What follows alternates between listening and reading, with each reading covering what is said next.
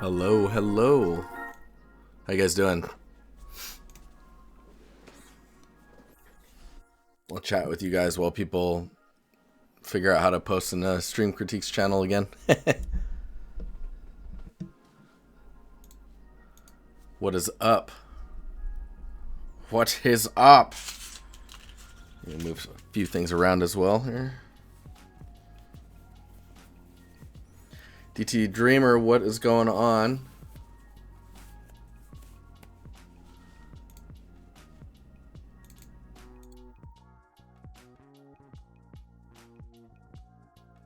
Rax, how you doing? Shokri being first as well. Oh no, it's Calder was first.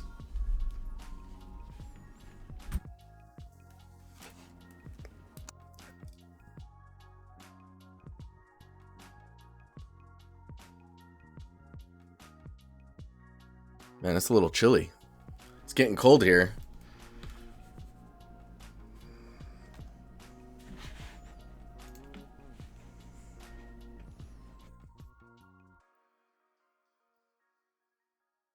Oh my gosh, how are you guys doing?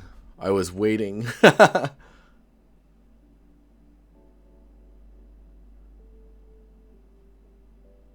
Shokri. My streak. It's gonna be alright. You're gonna be alright. Diego, how you doing? Good to see you. Hi. Exile, what is up? How are you?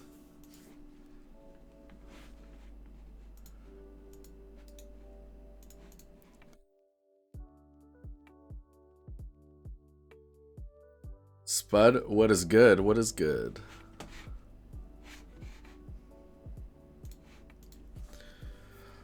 Oh, man.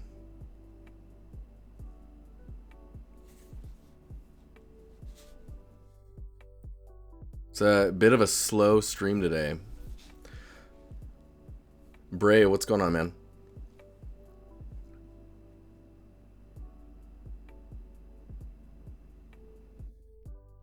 You want a Christmas-themed challenge?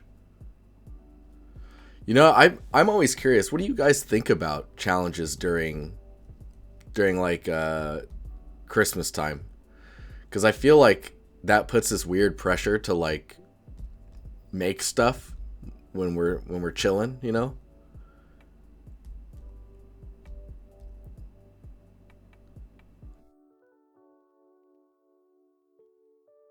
Oh my god, are you serious, Bray?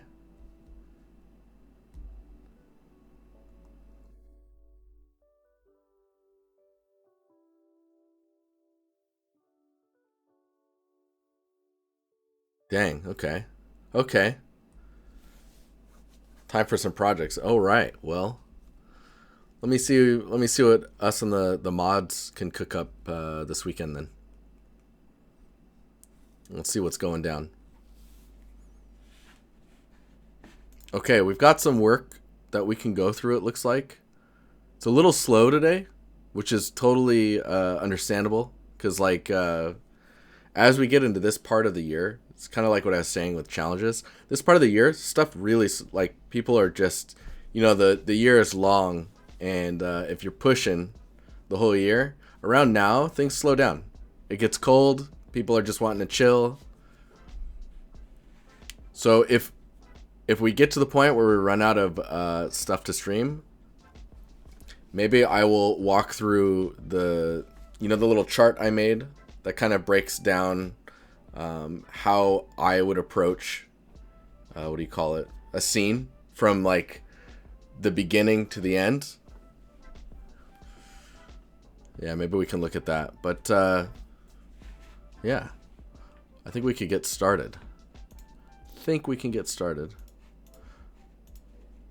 Let me just lower this down here.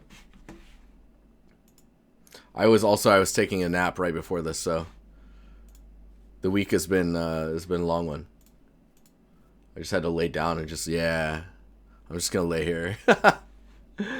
It was nice. Nice even. Nice. Okay. I'm gonna just move this window over here. Gonna open up some stuff.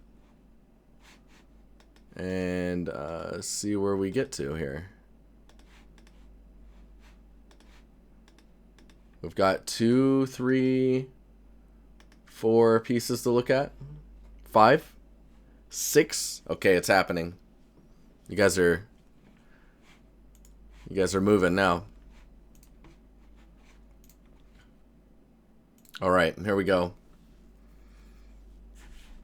I'm always curious where I should put myself during critiques. Maybe over here. I think it's a good spot. But yes, let's look at. So we got Diego. You're up first. Would like some feedback / critiques on this baby. Let's scroll through here really fast.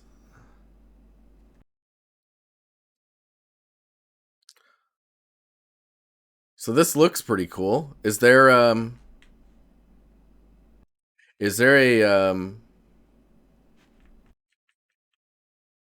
what do you call it? What's a reference for this? I mean, I guess it's this, right? Hey, thank you for that follow. Let me see.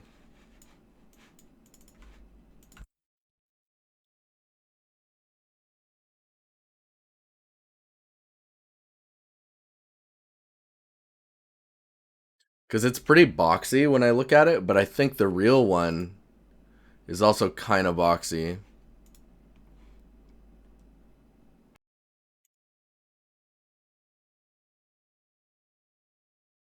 Right, okay. So let's go through and look at this. So you've got all of the little micro elements on here. There's a little piece of tape that's covering up the text on the side here. I'm watching a video to the side here also.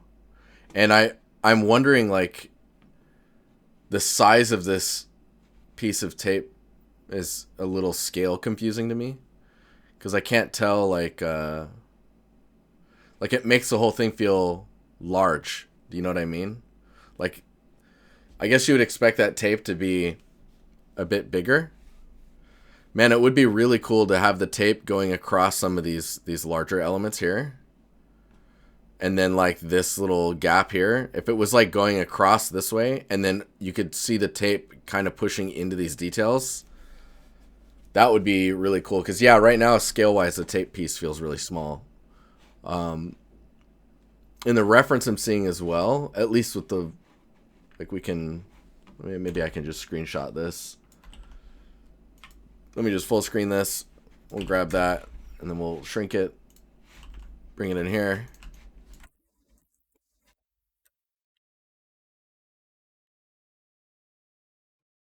Yeah, so if we look at this piece here,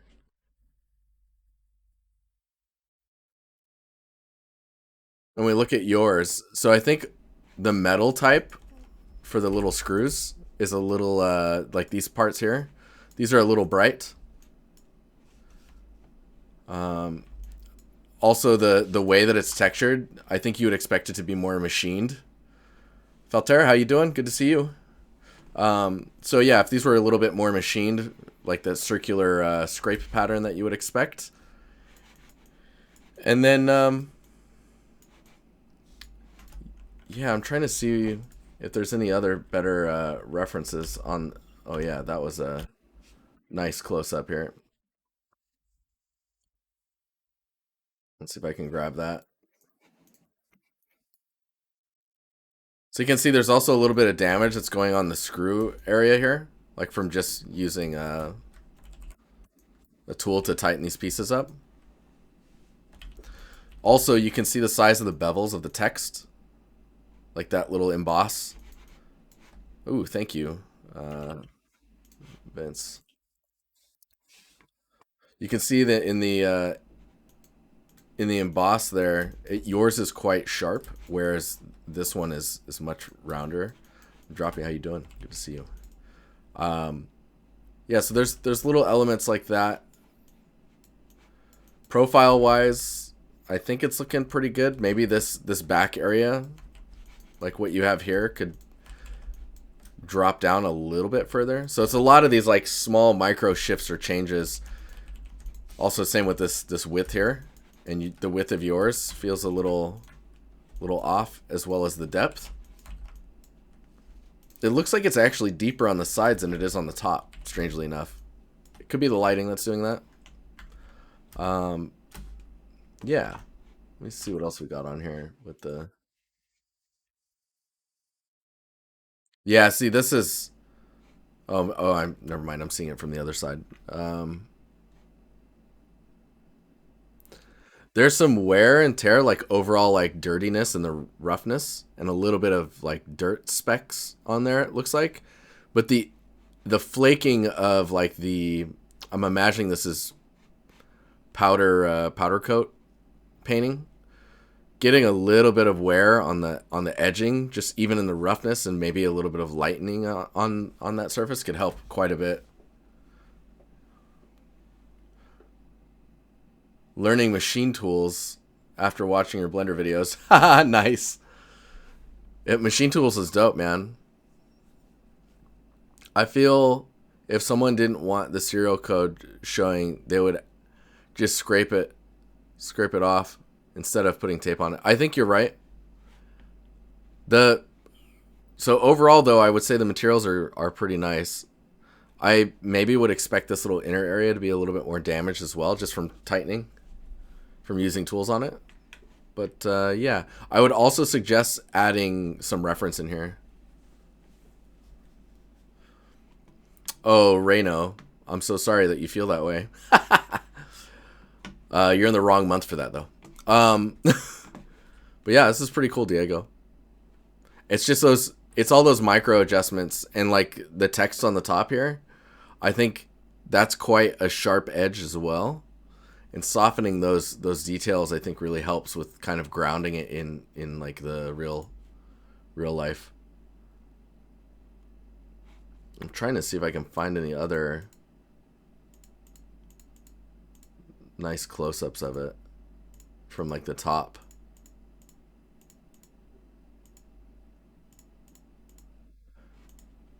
But cool. It's a nice piece. Let me look one more thing here.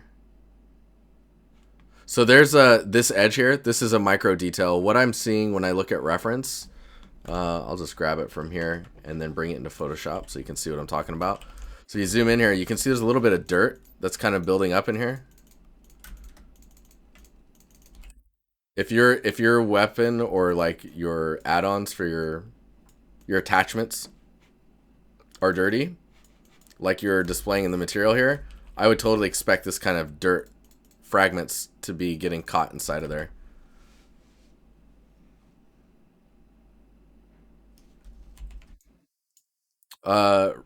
Reno, I could look into that. There's some good free stuff out there though when it comes to that topic, actually.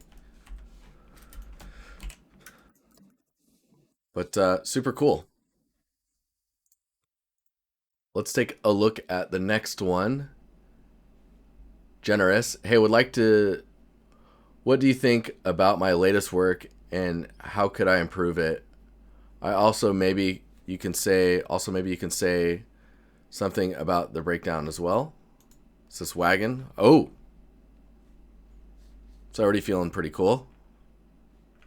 Oh man, the close-ups are nice.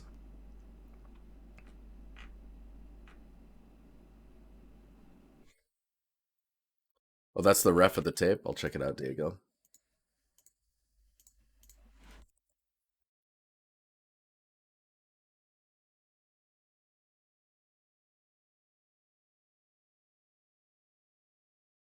Huh.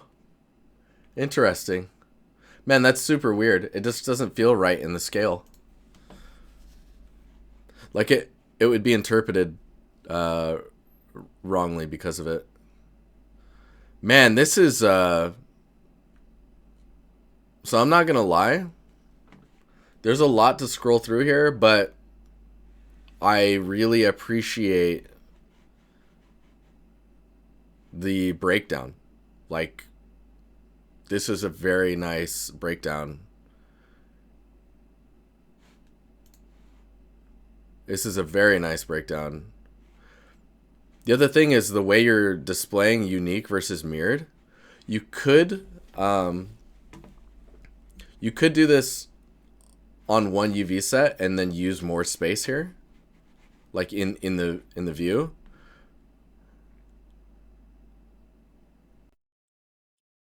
And just display a color difference in the UVs for when it's doubled up, and then just like give like a little color code, like unique UV is gray, and then mirrored UV is like blue or something, and then whatever is blue, we would go, oh, okay, those are mirrored. Then it wouldn't have to be as small.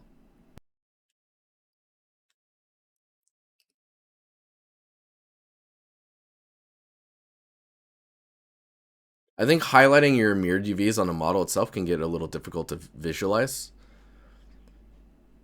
Because at the end of the day, I want to see, man, that's some packed, that is some packed UVs.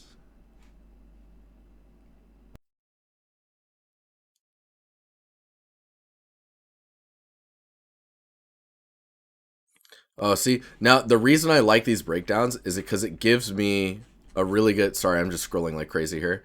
It gives me a really good understanding of how you perceive things. So like for example, the bottles, your metallic map is gray.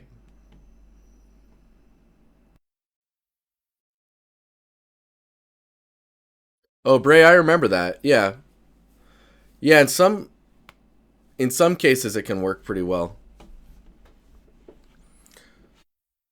See, like for this one, for example, I'm not sure why I'm seeing mirrored UVs when they're duplicated, doubled up.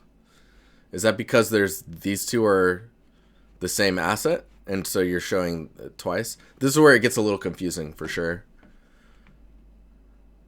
Gray is cool. Come on, Exile. The entire thing is mirrored. Well, no, I get that. It just it's hard to understand why this would be displayed like this then, right? So your opacity map is also quite interesting. I guess that's because of the glass. But yeah, your albedo roughness looks good. AO. The metallic part is the part that confuses me. I guess because you're trying to make it look like glass, but that's all controlled by your roughness.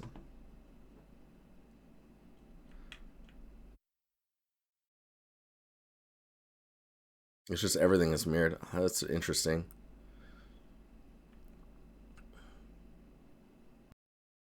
Yeah, because you're using like these three on this side as well, and you're just changing the order of them. So you're just reusing a lot of pieces. See, in that case, it's more. Of course, it's mirrored UVs, but it's mirrored UVs usually implies that you're actually mirroring the UVs versus like reuse. Like this is just reuse, and they use the same UVs, right? But when we look at the materials, this stuff is really nice. There's some really nice breakdowns, lots of like little extra details on the geometry, and it's not even crazy when you look at the wireframe. Like look at that chest, and then look at that. Like that's pretty crazy. Those potatoes look tasty. They do look pretty good. So mega scans were used for the foliage, stones, decals, potatoes, and the ground. So the thing I was actually going to mention was when we look all the way at the top here, I actually feel like the ground is too dark, and there may even be a little bit too much darkness in general when we look at like the apples. The potatoes seem okay, but the apples and the ground seem a little dark, and they really make the grass pop out as how bright they are, right? Sadly, mega scans, but I mean, it's all about. It's okay that they're mega scans. It's just making sure that they blend in, right? And the potatoes I feel like are okay. Nice addition of the leaves inside of the wagon.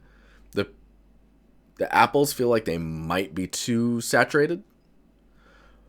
But one thing I'm really noticing is just how dark like these little areas are here. It makes it feel out of place when you look at the environment, right? So like up close, this feels really good.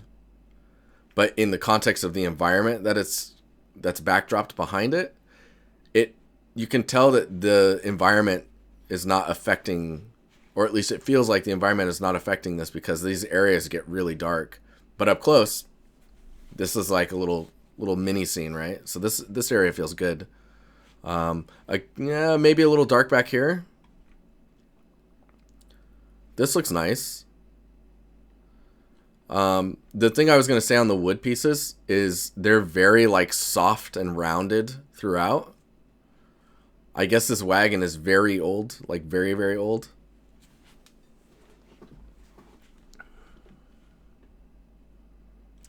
This looks pretty nice. I'm actually curious now what the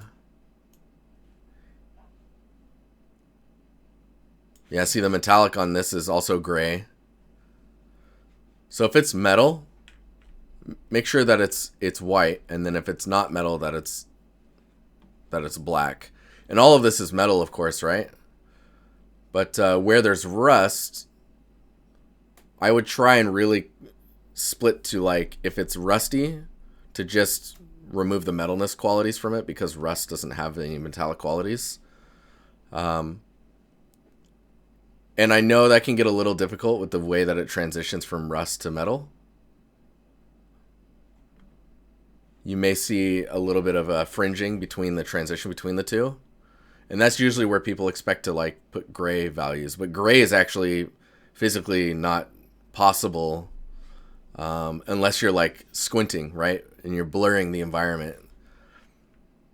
We'll be able to do nuances like that as we get further into accuracy with PBR. When it's no longer PBR, and because PBR is physically based, right? When it's PAR, physically accurate rendering, then it's like super correct. The bags that the potatoes in feel a little bit tight. Like, I guess you would expect the weight of the bags to kind of fill out a little bit more at the bottom, and they just kind of relax and kind of rest. Let me see what it looks like. Yeah, gray works very well on certain stylized approaches, but that's stylized, right? I totally agree with that. Yeah, you can see the bag, the burlap sack doesn't really, I think that's burlap. Doesn't really feel like it's resting in the scene. It feels placed and stiff. So giving a little bit of weight and sag into the bag itself will really help. Overall, really cool scene though. There's a lot of really interesting choices you made with the metal and the barrels and the aging of the surfaces. I find it quite intriguing that the chest is so like rich, and then the barrels are just like aged to hell. You're not against gray on dusty metals? That's interesting, Vince.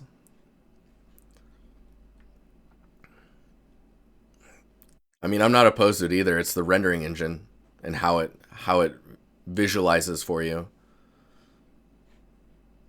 But yeah, I think I covered quite a bit there.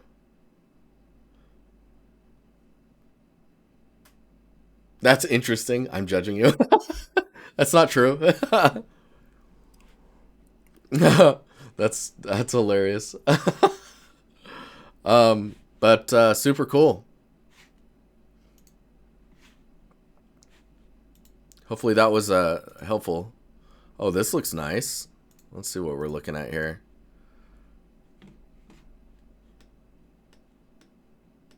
Yeah, no problem. It's a pleasure getting to give you some feedback. I'll also get you that community tag for sticking the neck out there. So dusty metals, if you were to talk to any tech artist that I've ran into, they will say don't make it gray. Because gray is more like not dusty metal. That's more like velvety materials. Because there's still metallic values in there. The reason you see dust is because there's actually a coating of dust on there, which completely changes the profile of the roughness attributes on top, as well as the metallic values. If you really want it to be, metals and dielectrics literally render differently with different algorithms. So a middle value is stuck between worlds. Yes, it's literally not a thing.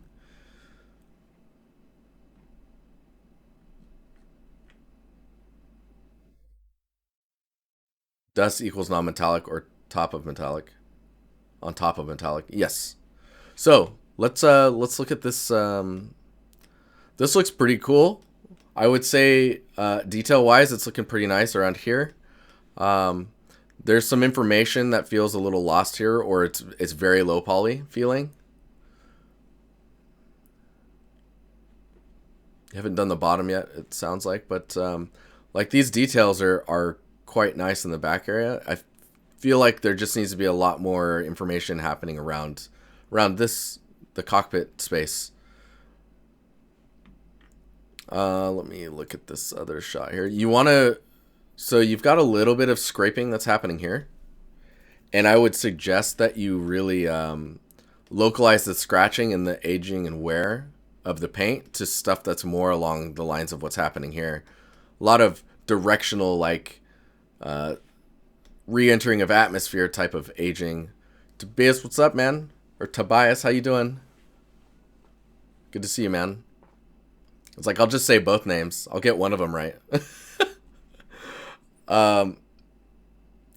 Yeah, checking the saturation on the materials. The other thing I was going to say is like this masking stuff that's happening here. Yeah, I'm doing good, man. I'm doing good. We're getting close to the end of the year. It's crazy. This feels really low res. Like this mask information. I'm assuming it's a mask. The contrast of all of the information that's happening on the surfaces really like makes it hard to read because there's a lot of information happening, right? TC Sand, how you doing? I'm gonna call you TC Sand. I'm so sorry. Yeah, so this dripping is totally fine. It just needs to be toned back. And a lot of the like splotchiness, I would stick with more like specific colors. Just TC works. All right, cool. You got it, buddy. There's like this splotchy discoloring. I would more so err on the side of like making the entire panels different, slightly different shades of grays, and like old PC gray parts that have become like a bit yellowish. Also, watch out for paneling that is hard to explain. Like I feel like there should be a split there. Yeah, and don't hesitate to get some metal values in there. I think this all looks like painted metal right now. And like even back here, this feels like it should be more of a metal and not just gray. The scratches and the scraping that you're doing here could be exposing metal, right? So keep that in mind. But it looks pretty cool. It's looking pretty cool. All right. Ah, yes. Ah, yes. My assignment for uni technically is finished, as in handed in for grading. Nice. But any improvements I can make for my portfolio would be appreciated. Thanks. So it's, to me, it's scale. I was actually expecting the character to be larger. So like scaling the candles down, getting the scale of the drips down even. Yeah, it's got some Dragon Age Origins vibes for sure. I mean, it looks really cool. It's definitely the scale that's thrown me off though. Like the floor, I would scale that. I would scale those down to like a fourth of what they are right now. Or just like scale the candles down maybe. I don't know. There's a lot of like, oh man, that surface.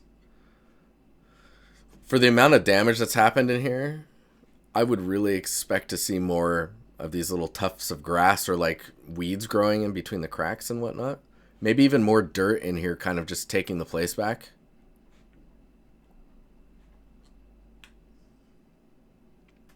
Normals look good on the walls now. So with the door frame, this is something that happens pretty often when you're just getting into 3D, or not just getting into 3, when you're building your first couple environments. These archways, or where doors are at, tend to be placed. This happens with windows as well. You place them on the surface of a wall, whereas they should feel more integrated. So, like for example, you can see you've got this like edge here. I feel like that shouldn't even be visible. This should go all the way to the wall, and it should feel like it's more built into the wall. It also really helps if that's just inset into the wall instead of just being on the surface. And anytime you get the opportunity to have depth going in and out, go for it. So like this doorway, for example, right now is pretty flush with the frame. Pushing that doorway in, just even like, let's see here. Maybe I should just, we're going for it. We're doing it. We're doing it live. Like, getting the depth differences in there will be really helpful. Come on, Blender, you got this. You got this. I know I got a lot of plugins installed, or add-ons, or whatever they're calling them these days. The cool kids.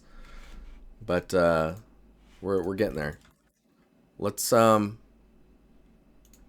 do a quick cylinder. I'll just.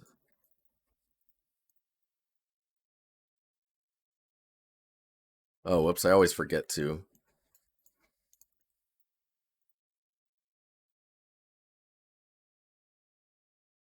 Oh no!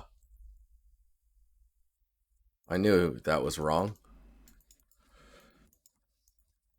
This is how we end up wasting time, guys. There we go. Okay, I'm just gonna bring this down. But yeah, whenever you have this type of detail, and you have the doorway, for example, right? Let's just like inset this, and so this is gonna be our doorway. Oh man, beautiful.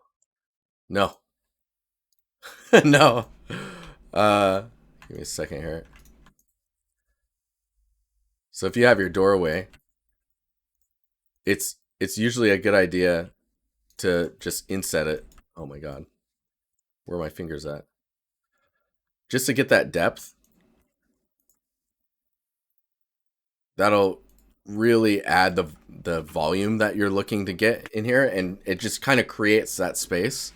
Man, I should just have like a Blender file that's just got a bunch of shapes that I can move around and to illustrate things quickly, so I don't have to model every time. Maybe I'll start working on that. Yeah, the way that the ceiling is broken apart, I feel like there should be much more like pieces in here. Like, where are we at here? Like, you should have like all of this up here should just be a rubble pile. You know, that's just kind of, it cuts the frame a bit as well. There's more over there, so I think just like just a pile of debris from the ceiling coming in would be really nice. These camera moves are really nice to see. This frame, I would cut that frame out. Like, it's really good to scrub through your render and remove any weird artifacts. And also, like, do you see how you're moving forward, then it kind of stops as you start to look up, and then but it's still moving forward, and then it stops and looks up. Try and do one motion per camera shot. Don't try and like string them together in a single frame. Oh, tracks, dude, you're spot on. One thing I would say as well is, like, with a place being this old, these doorways or these doors themselves are very saturated. Like, they just don't look like they've aged at all. Consistent speed and motion, yes. See how the camera stops here? Like, cameras should always be moving at about the same speed for every shot. And they should always be going from A to B, and not like A to B, then we're going to rotate and go to C. Linear speed is your friend. Yes, Vince. Yeah. But yeah, hopefully that is helpful. Vince, we're going to take a look at your Your scene now.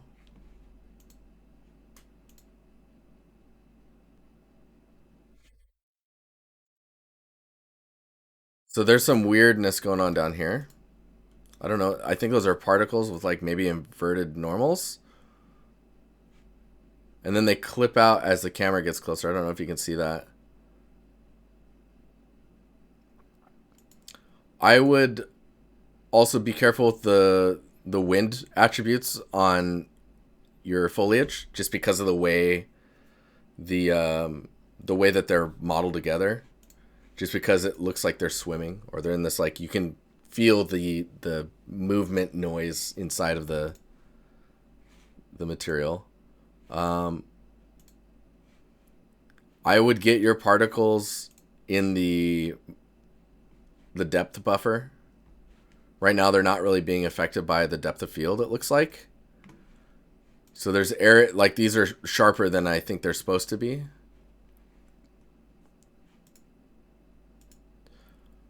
It feels like the amount of water is vast. Like, those are huge droplets. Ooh, I like the caustics on the ceiling. Maybe if they were a little bit larger. I don't know, they feel strange. It might be the scale. I guess it's also strange that you're not seeing it here. Because it's in an area where there's already a lot of detail going on. If it was here and it was really subtle, it would help bring some information here without being like too busy. This shot is really nice. The sparks are nice. It's a nice effect. Let me see. I I want like a secondary bounce off the sparks, if that's not too much to ask.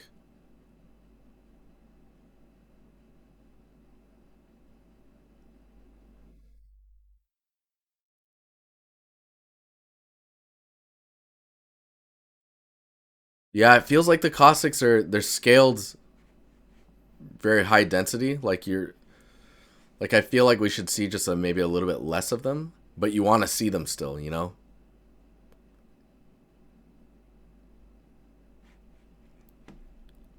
Man, that's cool. I like the door opening and closing as well. I feel like I wanted to say that should be darker. Maybe the light, maybe the light up here, not filling the entire shot. So like you get a more of a gradient of this light maybe ending around here. So that way the lighting coming from inside really is emphasized even further because these shadows become darker. And then it'll allow for this light to kind of take a little bit more of the spotlight when it comes to like what it's highlighting.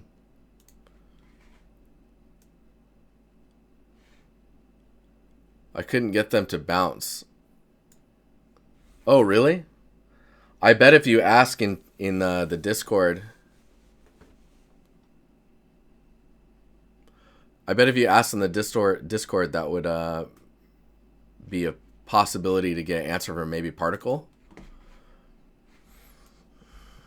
Let me. I'm gonna just drag this down here. I need to open up a few of these links. Because you know, you never know what people are going to post. I make it sound like I can't trust you guys. It's Twitch doesn't trust us. That's what it is.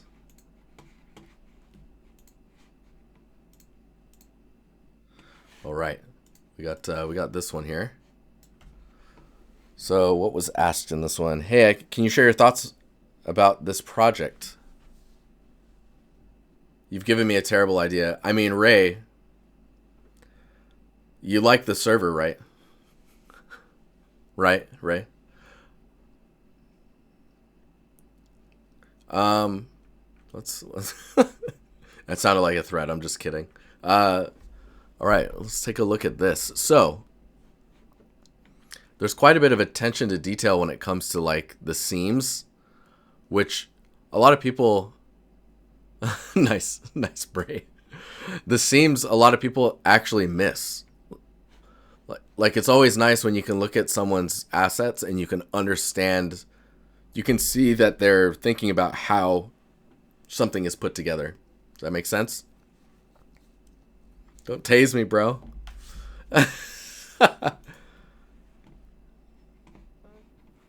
But there's something weird going on with the way that the surface is rendering.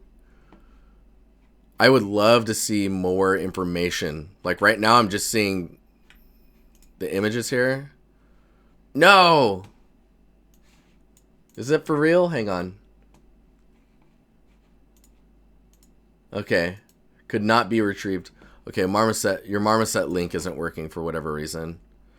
But what I think I'd like to see is your UVs and your baked maps in some presentation, just to understand what's going on, because these highlights feel very strange to me. Yeah. This, when I look at this highlight, the Marmoset link works for you?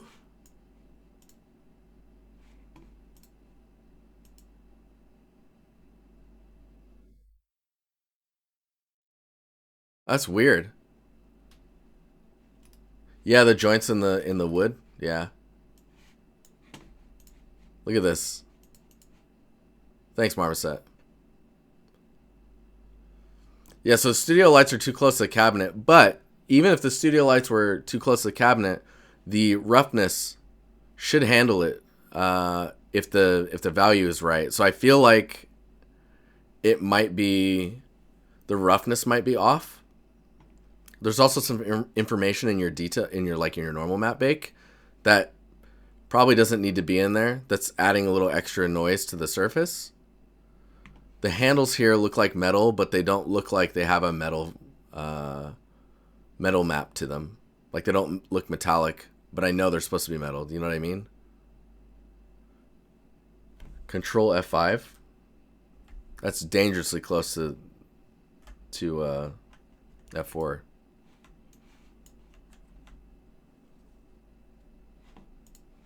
No, that didn't work.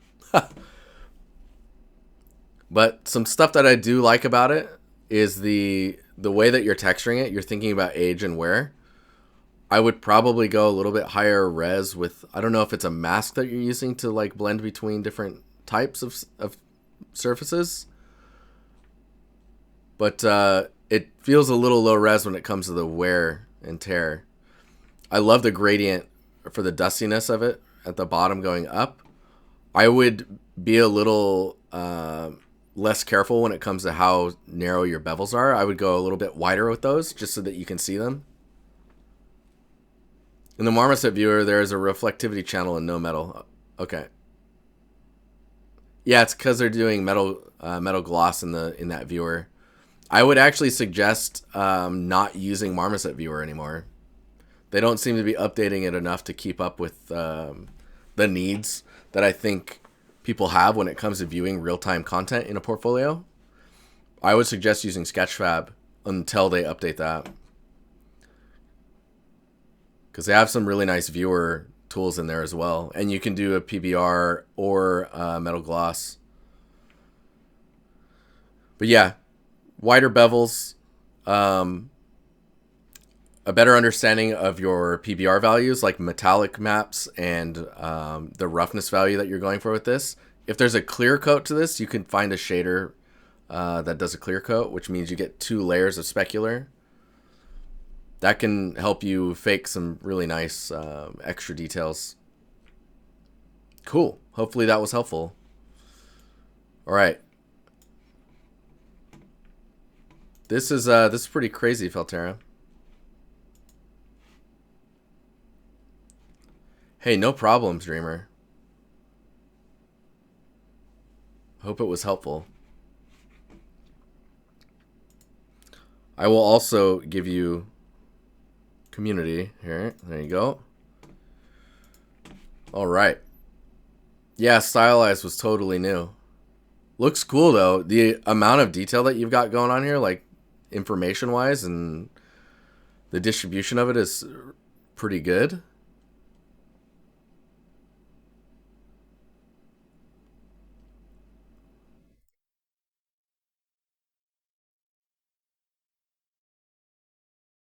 Oh, that's nice. There's a little bit of, what is that, dust floating around there? Do I see dust? That's nice. So this looks really, really cool. I feel like, so this is this done? This is done, right? You want feedback on, like, what did you write here? Thoughts on the presentation slash the environment.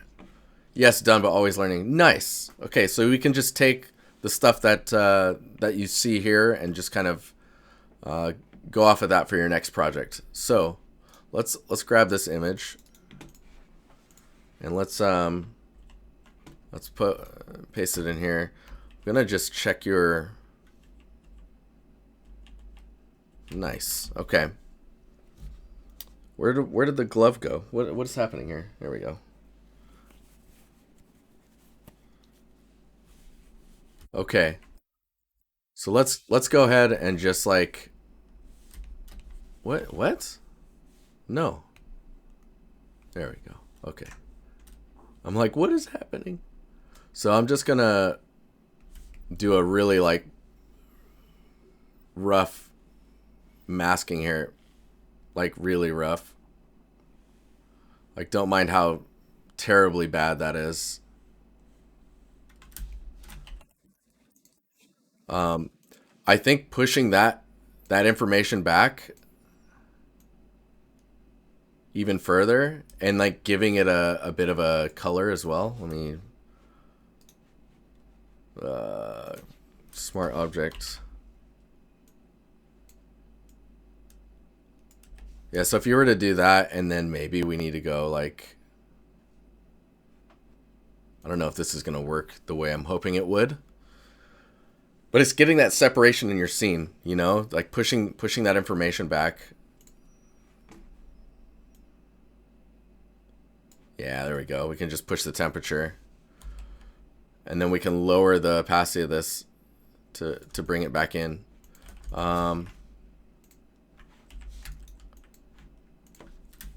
We can clean this up as we go as well.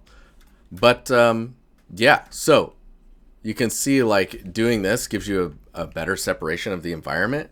It also would allow you to take these trees back here and maybe push them further back as well. These renders are direct from Unreal 5. Very nice.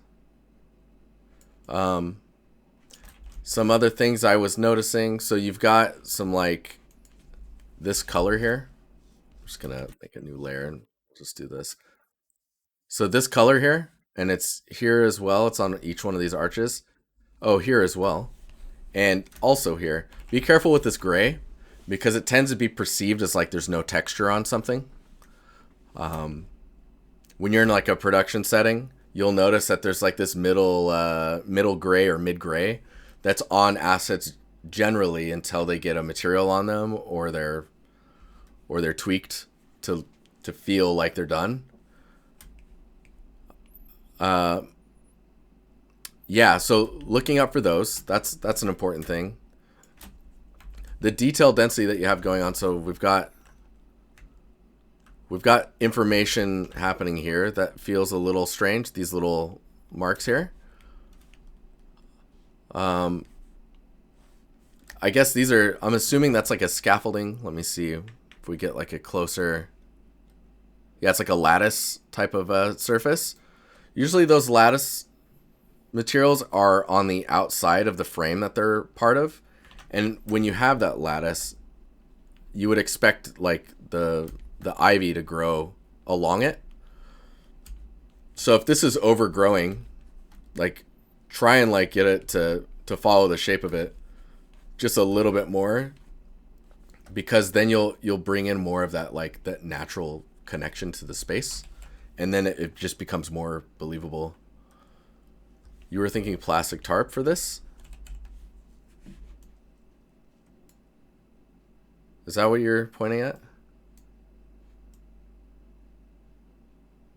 Is it good to post in Photoshop normally?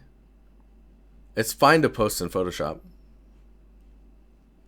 As long as you don't go like crazy with it, you know? Like you can do your bloom, your doff, stuff like that. You can do that in post if you'd like.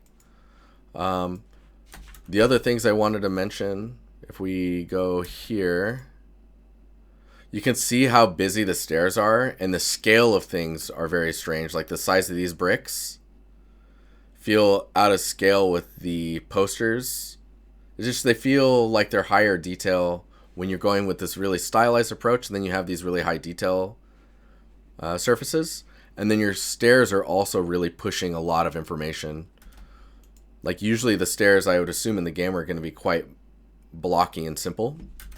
When you go up here, I would say you're missing a lot of like, I'll just screen grab this, like sand skirting.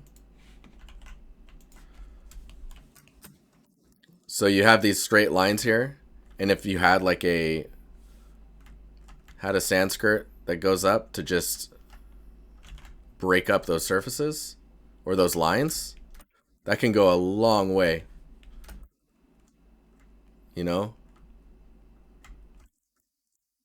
That does a lot, and you can do it throughout. You can kind of build those up as you go.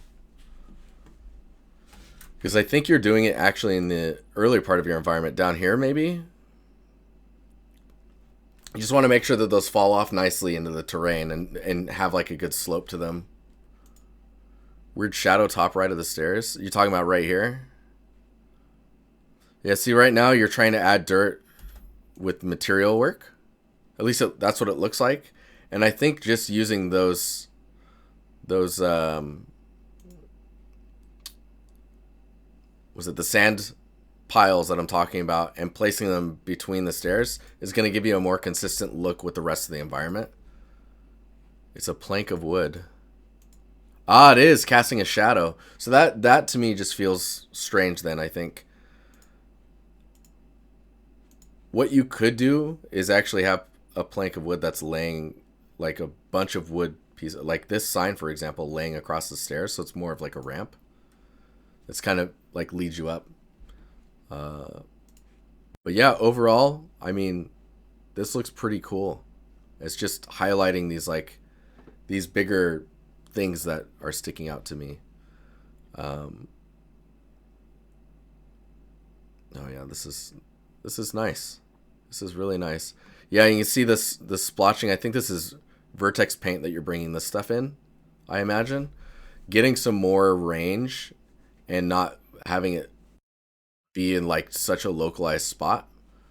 You'll notice they tend to anchor themselves around things like you're kind of doing here. You want to anchor it around the framing of like where a beam is and like where it meets the floor. That's usually where it's going to kind of wear first. Super nice. Man, this is a big project for sure.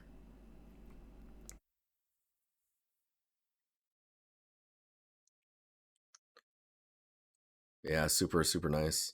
So it's more about overall presentation and like all these smaller things. Doing this in 6 weeks, that's freaking impressive. How much time were you spending on this a day? Your reference sheet, I would actually make this much larger if you could. Just to see it. 4 to 6 hours, more or less. That's good. That's really good. You're not burning yourself too hard. 4 to 6 is a good. Oh, you work full time as well? Oh my god. Okay, that's pretty rough. I'd be careful with that going forward. You definitely enjoy it, but if you did burn out, you will. That is not a fun experience.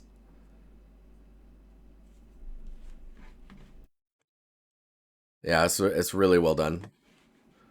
Okay. Let me see what else is going on here. Man, I always say your name wrong, but Poya. Working on this environment, almost done. It's my first UE environment experience. I want to know if I did a huge mistake or something, or any idea of what I could do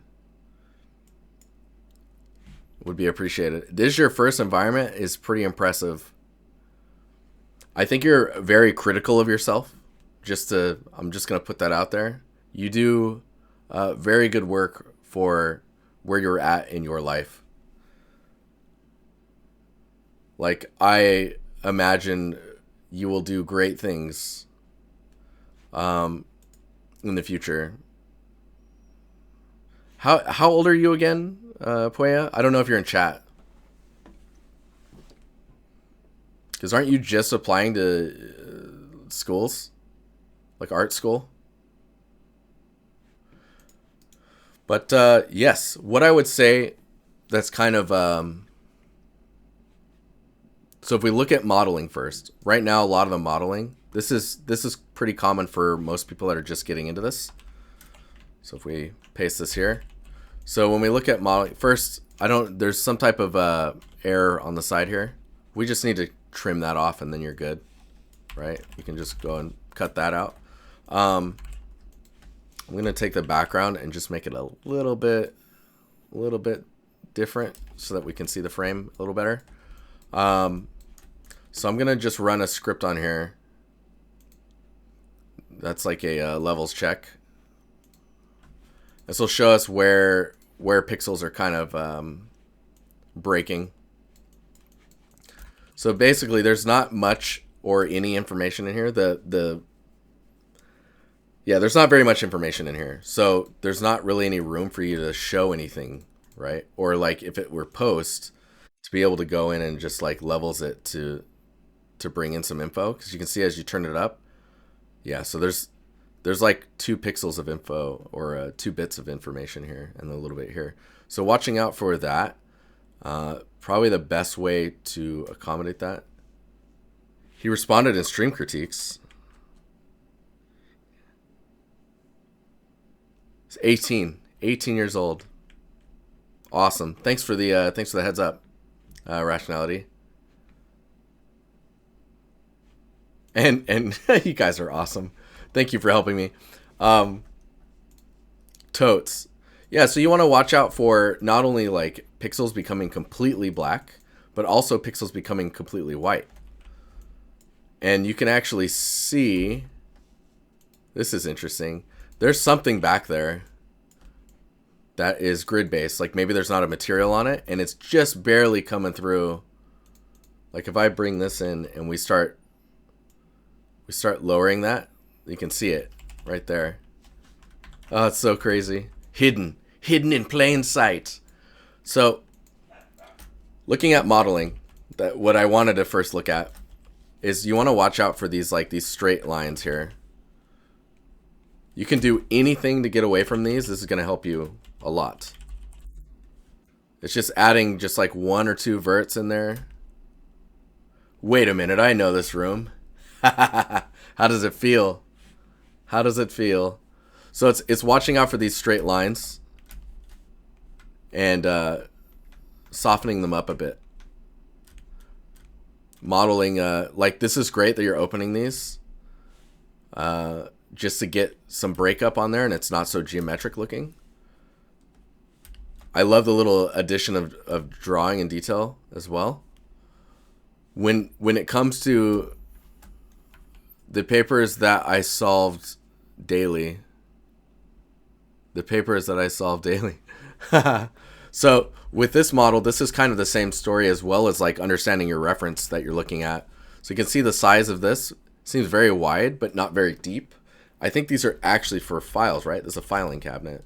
So really like understanding the scale, as well as like how sharp edges should be. Like being careful of like razor sharp geometry. It's the same here. Razor sharp geometry. Getting just like a nice little bevel in there is much more welcomed visually to the eye. That plug stands out to you? Oh no! Yes, this.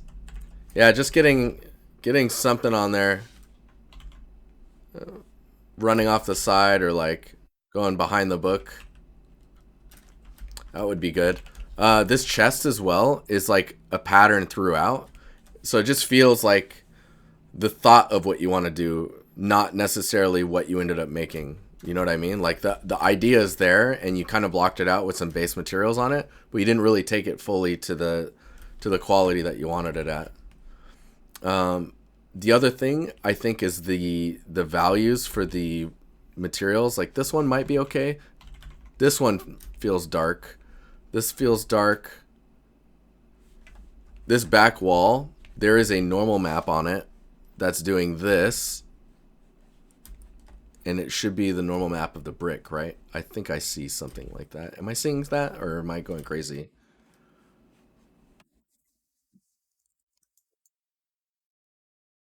Put some scissors on the floor next to the power bar.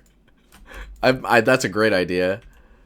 If that were the case, I would expect it to be like this, and then that'd be pretty good. But you can see there's like having a stack of books there. I think building it so that it's not so alone, like maybe there's another book pile next to it. Maybe a single one here or one like leaned up against it. Just trying to turn it into its own little kind of story of like how books are placed. Like kind of what's going on over here. This is looking really cool though. I think these small things that I'm pointing out, I would suggest just going in and tweaking or adjusting some of the things, and it will greatly increase your scene's quality. There was a video you posted as well. So right now you've only shown me the image. I'd be curious to see the albedo and the roughness to really understand where things are at, because sometimes the lighting is not the problem and it's the materials, right? But for a first environment, this is crazy. You have a video as well, but I can't click that on this stream because it's a Google Drive thing.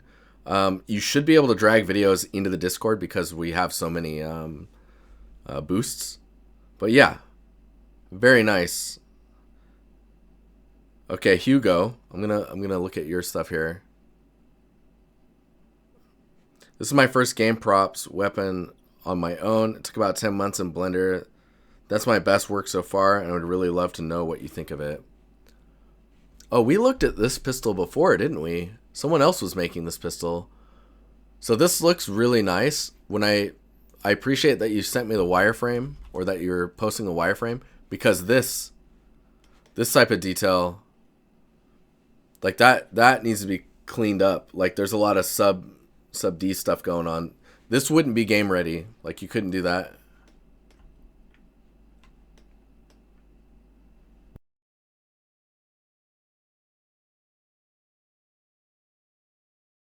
So there's a lot of excess geometry that could totally be cleaned up, especially here.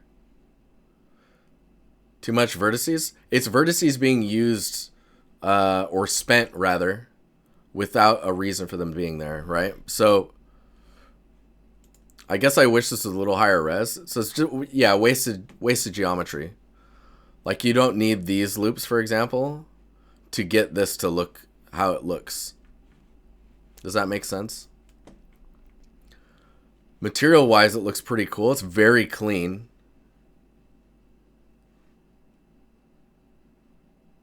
How do you feel about those long rectangular polys? Yeah, I was trying to figure out why there's so much geo in here. But like these are like you don't need those loops. All that geo that's in there is probably as expensive as the entire gun. Do you know what I mean?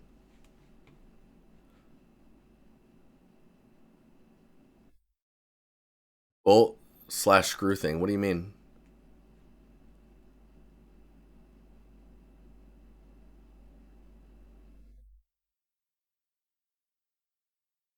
Maybe my baking is wrong. I mean, if you're baking this out, you should be able to get that flat surface. So that's the other thing I would love to see, because I see there's a little bit of skewing happening in the bake itself here. Everything, I like the material variation. I want to see a different, like I see different roughness values between things, which is nice. Seeing it being grounded more would be really grounded more in the material would be really good to see. There's a little bit of like baking artifacts happening here.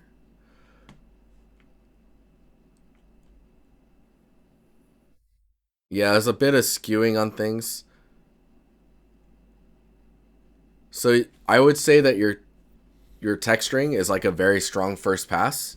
Your modeling, shape wise, when you look at the render, looks good. When looking at this, I think actually the weakest part of your skill set currently is the modeling, and it's just dealing with how you model, how you bake, and dealing with those solving problems as they come.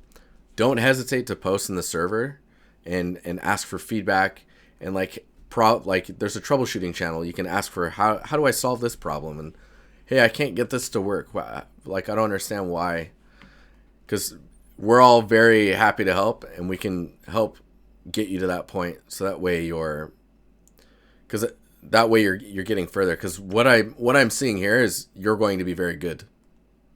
It's just a matter of fixing these smaller problems and understanding the baking issues that you're getting. It's like the same with the last scene we were looking at. That person's going places. But yeah, I don't have too much to say on this other than it's the geometry and pushing your materials. I would look at geometry and bakes and getting those super clean and understanding how they work. I would not go back to this asset. I would just continue to move forward and learn from this one.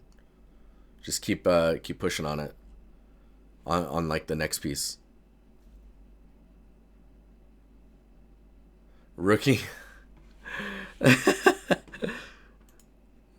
Let me grab the next one here. You guys are flooding in now. I need to like move this over here.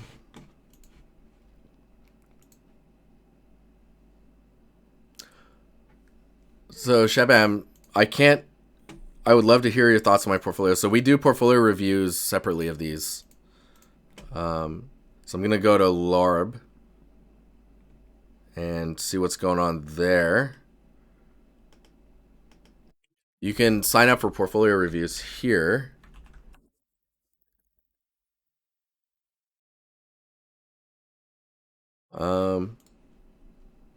Yeah. Oh man, you guys are stacking them on me now. I have to be more strict with my time. So at 10 o'clock, I need to get out of here. We got 40-ish minutes. So we got this motorcycle. This is looking pretty cool. Hello, I'm currently working on my university project. This is the progress so far. I would love to hear any feedback on this or tips about how I could better approach this. Thanks. I mean, I think, so you've blocked it out pretty well. When we look at this, what I would suggest doing is making sure... Rookie, man, this guy's got no hope. You're going to be okay, Rookie. I would find areas to separate so that you can think about them in little contained pieces, kind of like a separate prop, right? So like maybe this whole front tire could be its own, like looking at that separately and really like focusing down how this is all going to interconnect would be good. That includes, I think, this piece here, unless it's connected to this. That's interesting. It's almost like it's floating.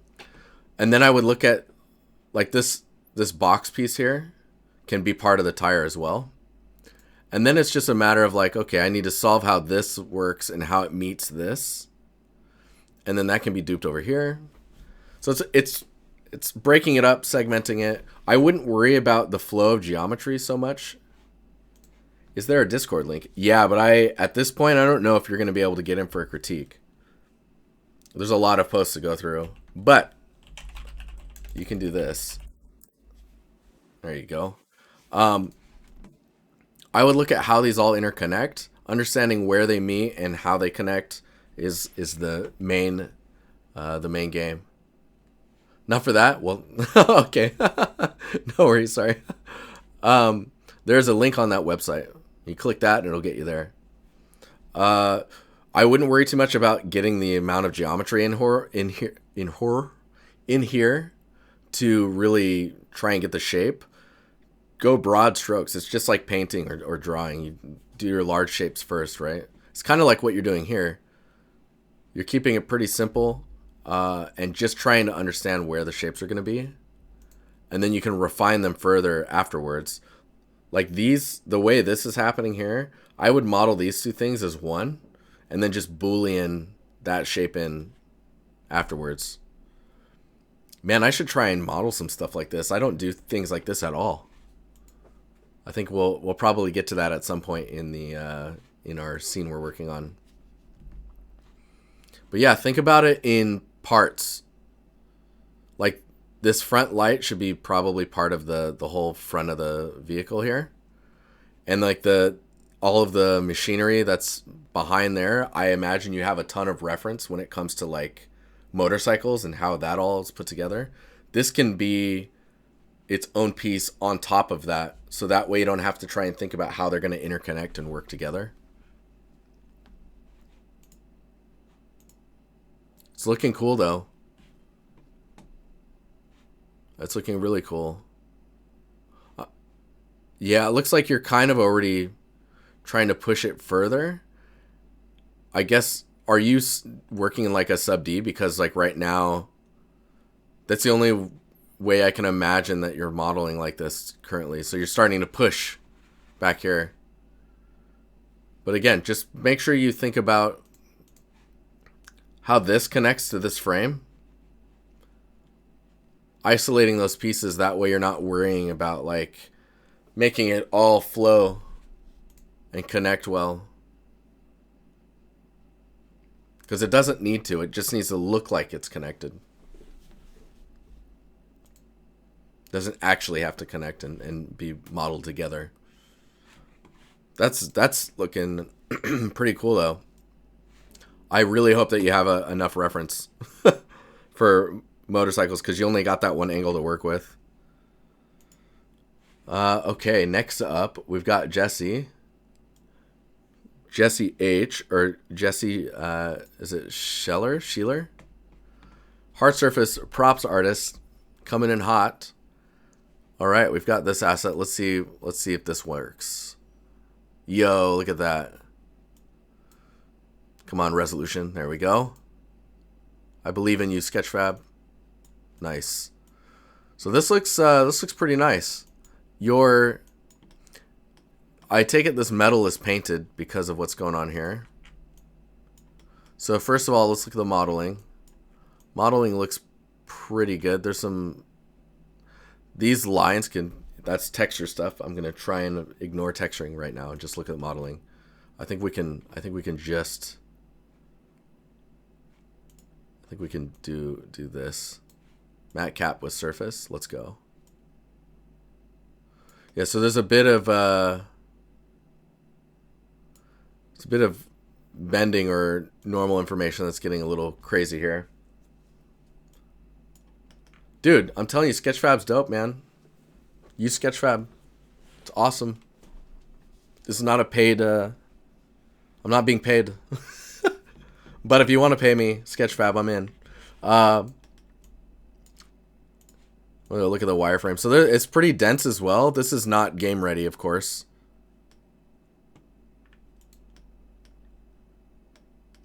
I would say it's a little too high poly.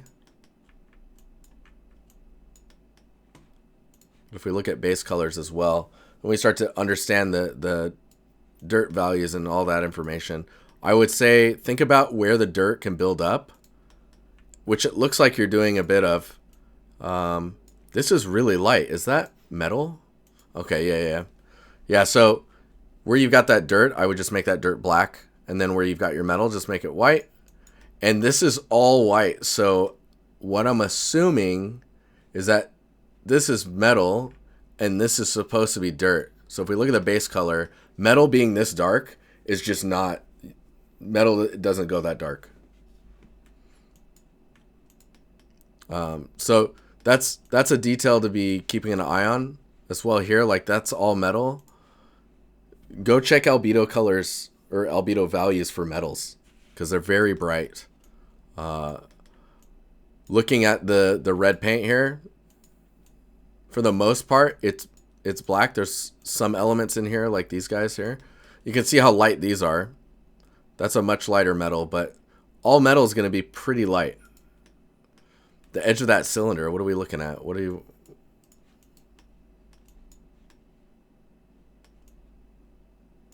You're talking about this? Yeah, I think it's because this is floating on in front of this. Like, poly count wise, that's very high. And I think you could probably bake that all in and not notice.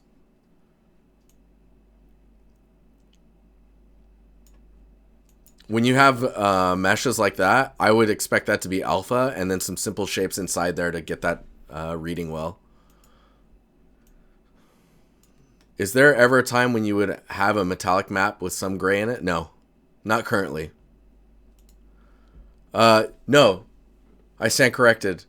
There are very specific materials like satin that can be there, but what you would want to do is talk with a technical artist on like where those values should be at, depending on the engine as well, right? Because they may have a shader that's set up to do it for you.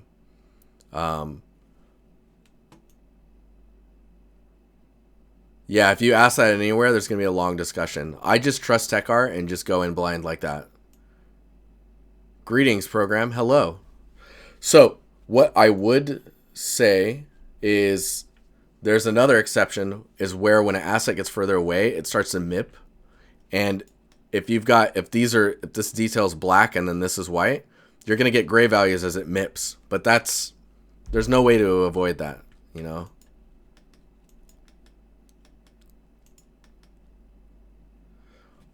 What if, let's say, you use masks that peel off paint from metal and then these gray spots create themselves?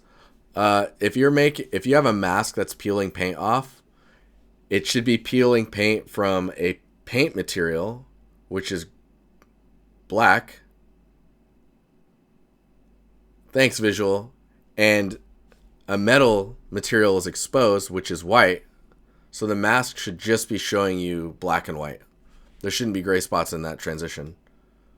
If there is, then you probably need to clamp your mask further. Make it a little bit tighter. Anyways, overall, this reads pretty nicely. It's more about making sure that it's game ready. It's definitely real time, but there's no way we would allow, like in a game, for it to be this high res. And it's a 4K texture. You would probably, in a first-person game, you'd probably do this with a 1 to 2K. And in a third-person game, this would be done in a 1K probably.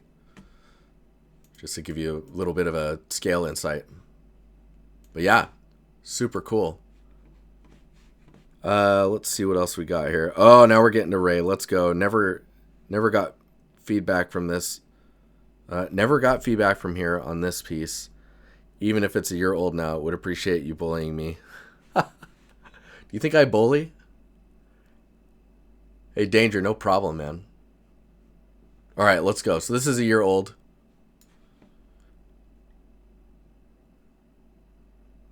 So it seems very stylized, I guess, is the best way to put it. I've never seen cones short like that. But then there's a tall one. So you have two different cone sizes, which is a little strange to me. When it comes to the posters in the window, I love the attention to detail, all the little like nuances and intricacies that you're bringing into the scene. Posters are really dangerous from a PBR standpoint because you have to make sure that they really like stick out. But still are within PBR range. You say you don't bully, but then you laugh at his He wants me to laugh. Rookie wants me to laugh at this. What I'm laughing about is I don't think there is, and I could be very wrong. I don't think there are shorter cones because, like, from a production standpoint, you can't afford to make different types of cone sizes, right? Maybe these ones were ran over. I actually think they're different props as well because the base of this is taller than these ones. Usually the base of those is quite big, right? Fatal. It's going to be okay, though. Ray's an amazing artist. and I don't know why I'm not following him. Um, the overall scene here.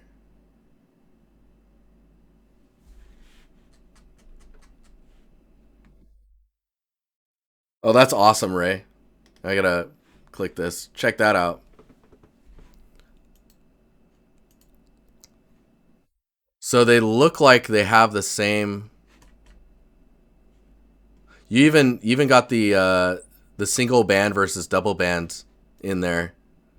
Man, that's so weird. This is the I make video games brain where we just go like pin that ref on the Discord. uh, so if we're looking at this reference, there's these little feet here. We have the little feet, right? We got to get the little feet in there. Oh my God, Ray, I can't look. Um, it's getting those details in there. I really like what you're doing here with the little pattern. These types of reflective materials, this is maybe where I would say there's a bit of an exception, possibly with metalness. It's because you need to make this reflective material, right? I don't know how to do that.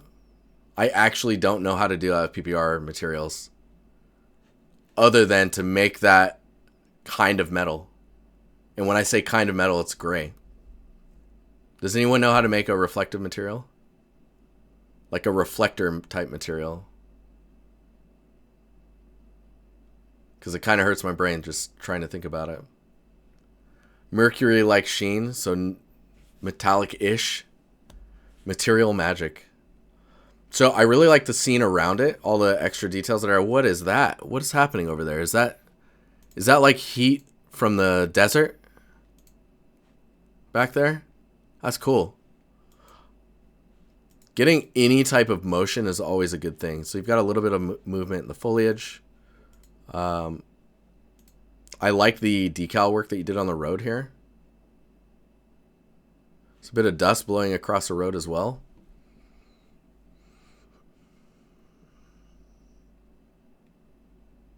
You could do that, Bray. At least I've seen it done before. Oh, I see it out there now, too. Interesting.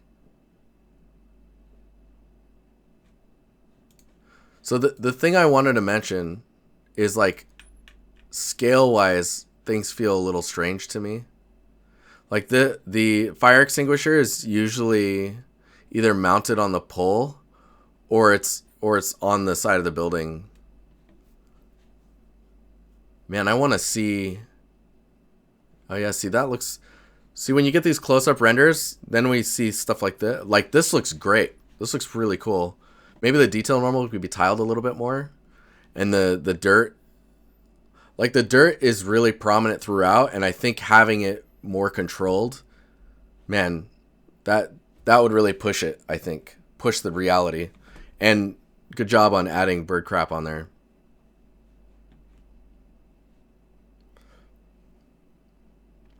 Best way would be to model the differences so that the light will bounce. Ooh, you're like a real reflector.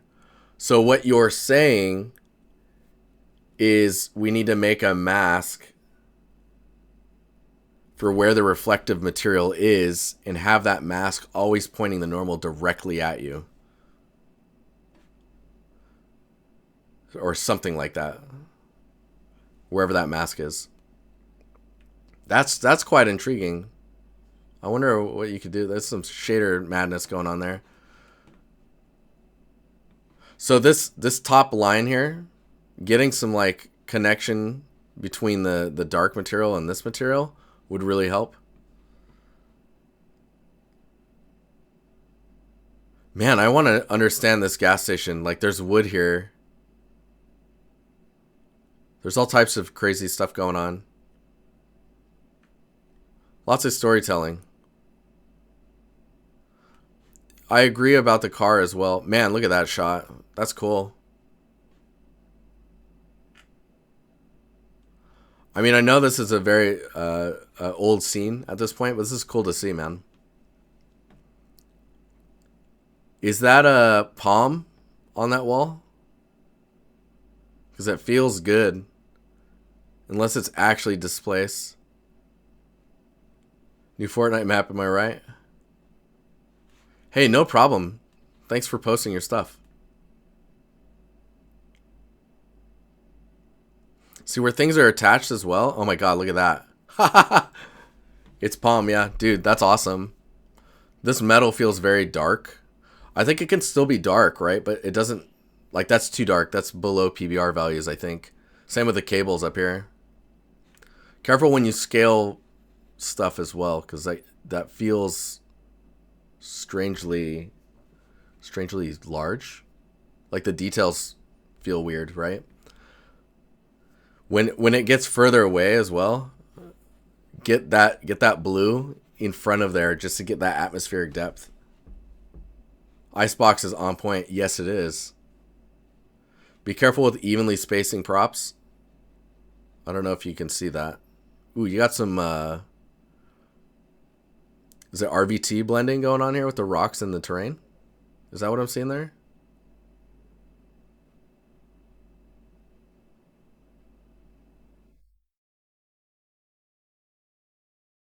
RVT blending, nice. Ooh, nighttime shots too. Yeah, this is cool, man. It's a lot of it is really about like that micro detail that bridges the connection between things. Like stuff just kind of collecting in here. And then like where this is, like stuff that's just around that just connects them, you know?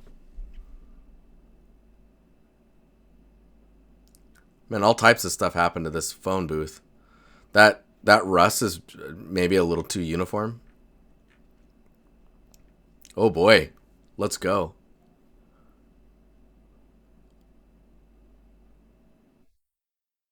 Man, you use ray trace lighting for this as well? Very nice. Yeah, a lot of the close-up gas station assets do look really good, Vince. I agree that focusing on them would be really like a good call.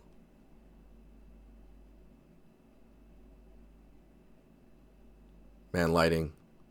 Lighting does so much for everything. Yeah, you can see when you hit your polish phase.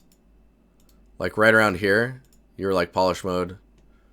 You're like looking at the shot and you're just like, okay, I gotta get this in here. These things looked weird, so I'm gonna remove that and I'm gonna move this over here and blend these things here. Move the light around. You're like just trying to get it all just right. That I feel very weird that car's lights are on for a daytime shot. Oh my god. I guess I wish I could see some prop breakdowns. Maybe just of like this. Just to see how you approach that. Is that road landscape or is it a separate mesh? That's a good question. That's really cool, man.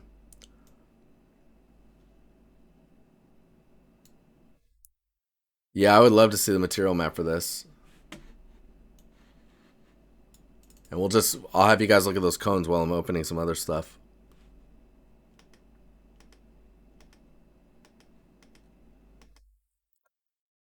Oh man, mono.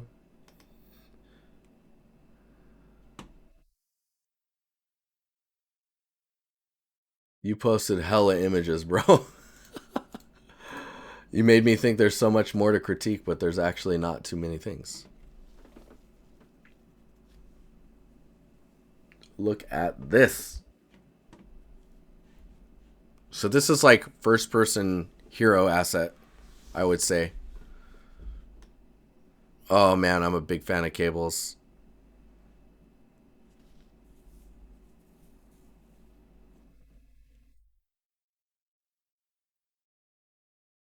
Yeah, sorry. It's okay, man. It's okay. I appreciate you taking the time to post some stuff. Fletting, how you doing? This asset's really nice. I'm a big, like, nerdy fan for this type of material as well. So, when we look at those, look at that.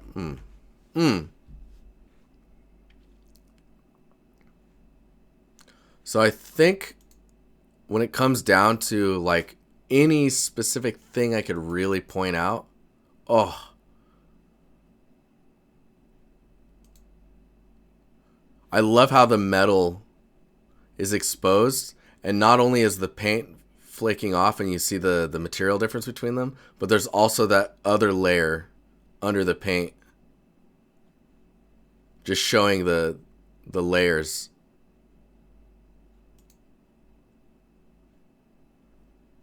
This material feels a little odd, but maybe it's...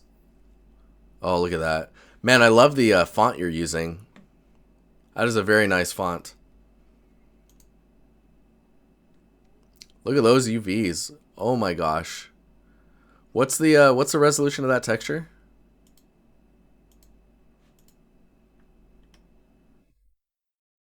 And what did you pack this with?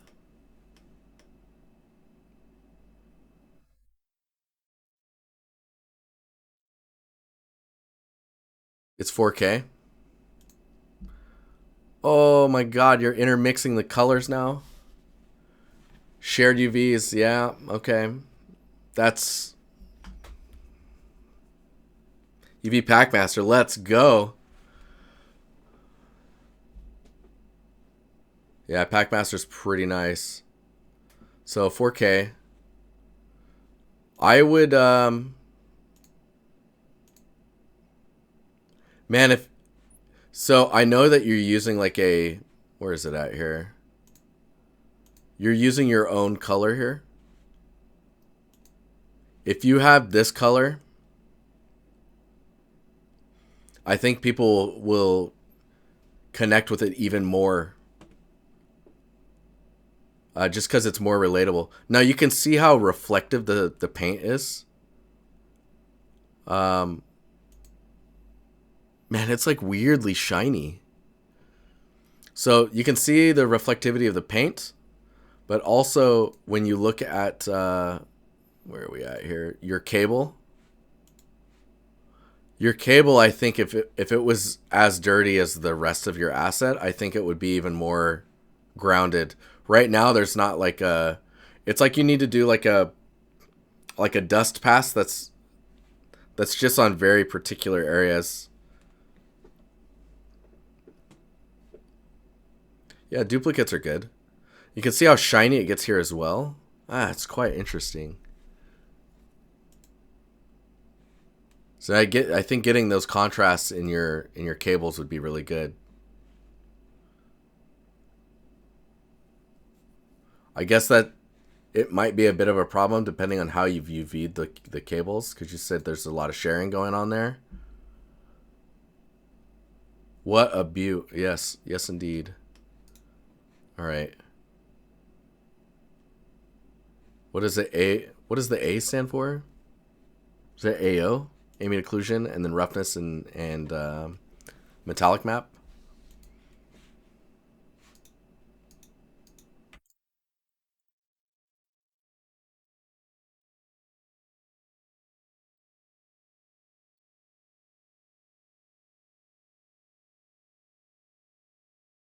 Oh, that looks pretty good.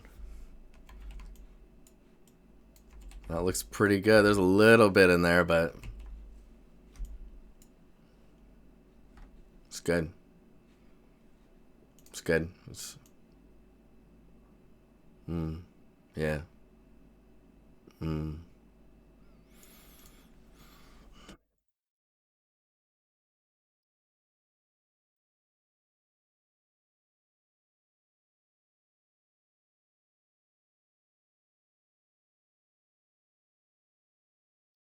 Yeah, that's this is really nice. There's so many like subtle details you're adding in here.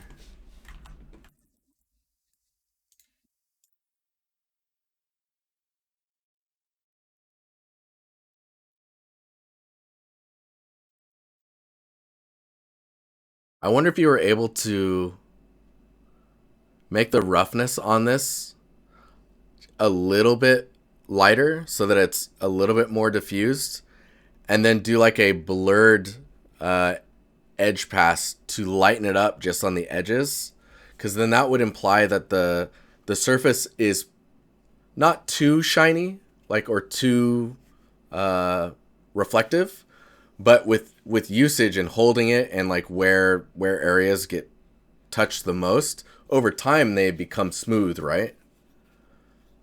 And when you do that, you'll soften the attributes that we would show in roughness as like the edges being a little bit darker. So you get a bit of a roughness gradient on your edges here. It's probably a good way to show constant usage of a hard surface and material like this. I don't know, it feels pretty good though. I think we're being quite nitpicky when we're looking at stuff. Maybe the knobs are a little clean.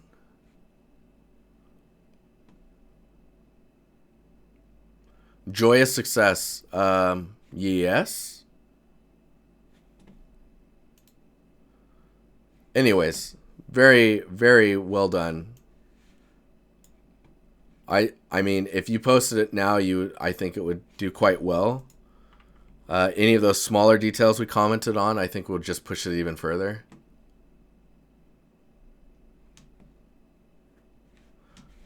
There was that somewhere, was there? The cable's resting here. This feels strange. This angle also feels strange. How that comes out. Speak into thing.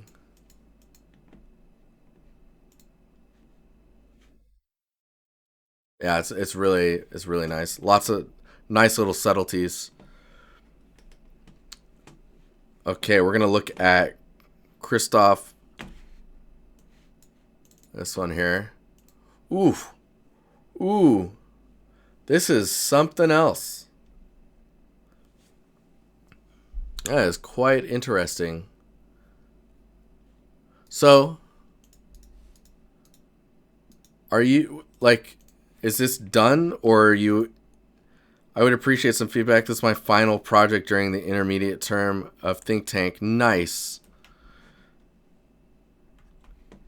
Let's get in here.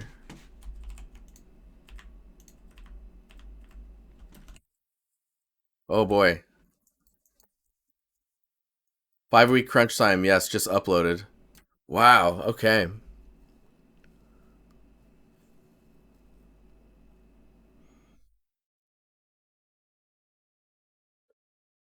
So I like that there's not too much detail in the background. I know that there's, like, you have all of this, all these leaves here, right? But you're not really focusing too much on the surface of them, which I think if you did would really, like, it would fight for dominance when it comes to the scene. Let's run the little filter thingy on here real quick. You're doing pretty good. There's some information in there, so I think, let me see here. You can see how dark it's getting up here. That should not be possible considering how bright everything is. Let's see if we can't. It's kind of like you want those dark areas to be more around that range. And then your sky is just too bright, I think. Because, like, if I turn that off, you can see it feels maybe a little bit more washed out. Let me see here.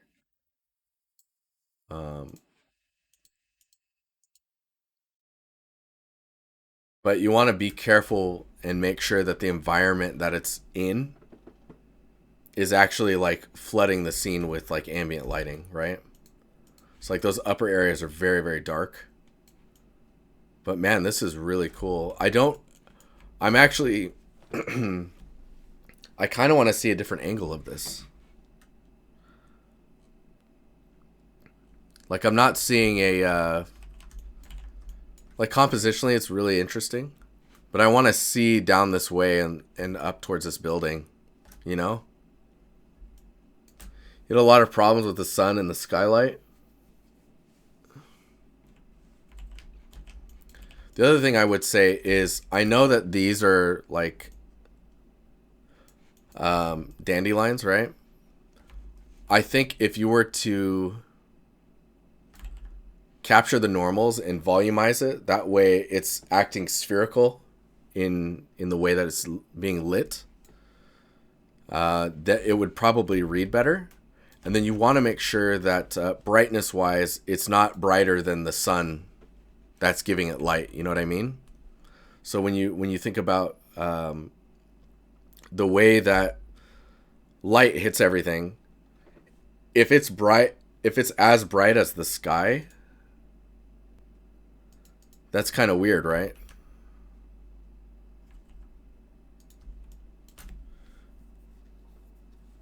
But man, this is a really cool scene. I kind of wish that you could see a little bit more in this material. Let me see if I can.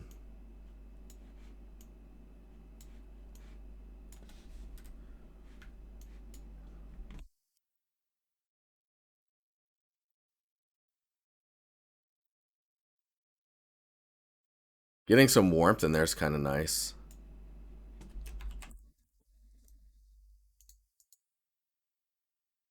Of course, like that kind of gets rid of the atmosphere. You can see when I made it darker, you're not getting as much of the.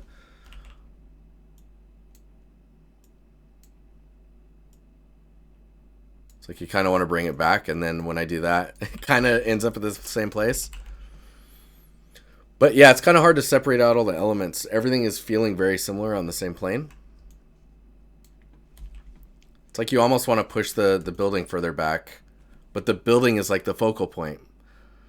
And I think if you were to view it from here, looking this way, then the pillars become symmetrical, and then it's framing it in such a nice, like, looking at the building in a strong, like, focal point, right?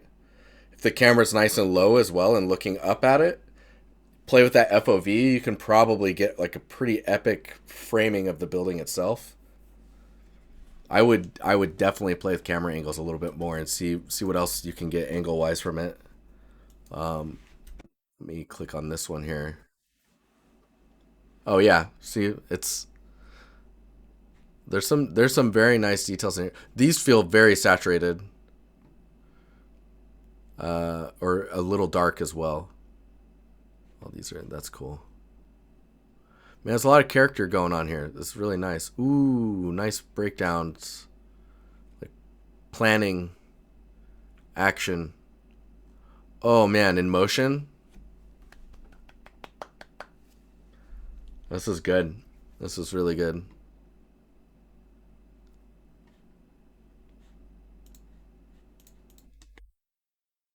Yeah, that's awesome. That shot's a little long.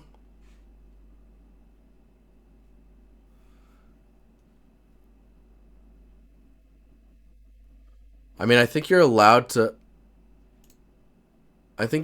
post up to a minute, right, for a video?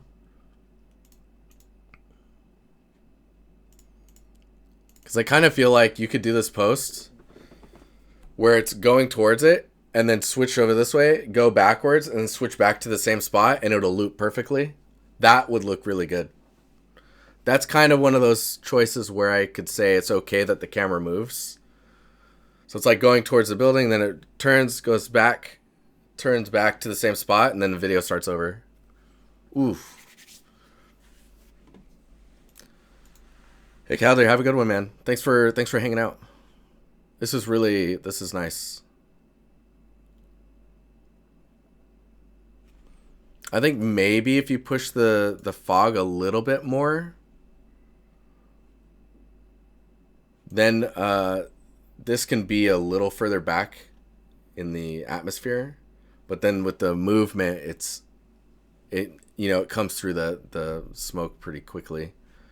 Might be interesting instead maybe to that you have like little smoke particles down below, to just have them kind of coming across the walkway.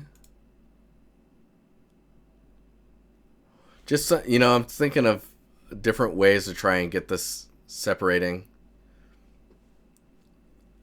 No, I think there's just a little bit more fog, or just something, because everything's so evenly. Where's this shadow coming from?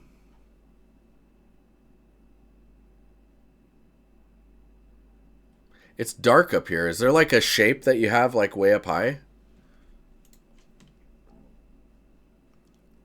Light blocker clouds? That's throwing me off. Because clouds wouldn't have like that sharp of a shadow, you know? Oh, maybe that could do the trick. It's just getting some animated like blobs of like cloud shadows that are really, really soft. Yeah, it seems like there's another larger object somewhere else. Definitely.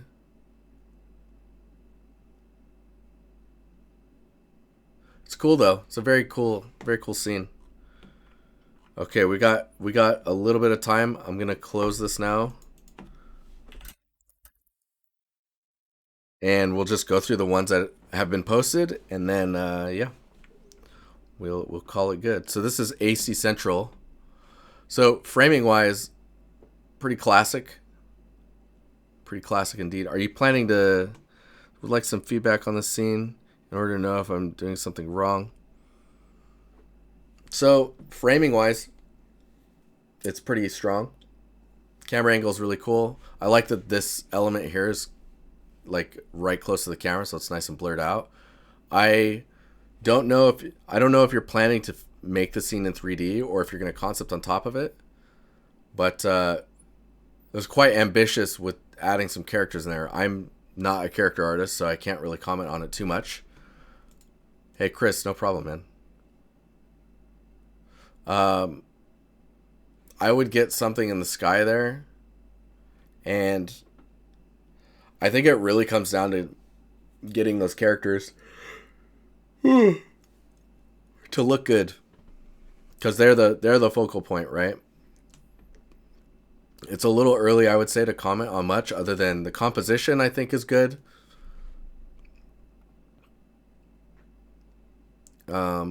I would get something back there, even if it's just like a temporary sky that gives you a sense of like the time of day that you're going to be pushing for. Because right now, that pattern, even if I'm trying to ignore it, is a detail that's present to my eyes, right?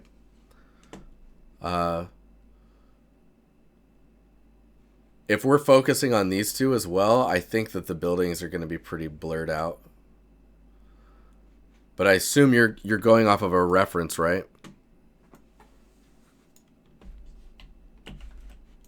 From like an assassin scene. Oh man, Ray sent me the breakdown. Dude, nice. But I would be careful with specific colors that are on the characters when you have colors in the background that are similar, because you want to like pay attention to the types of colors that are on characters versus environment, so that way the characters are popping from the environment as well.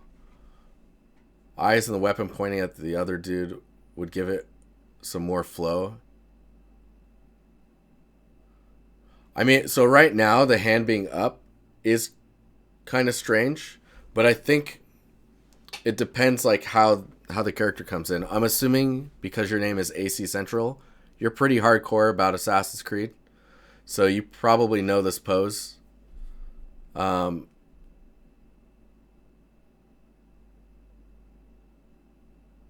the character looks too much like the building currently if you do the squint test.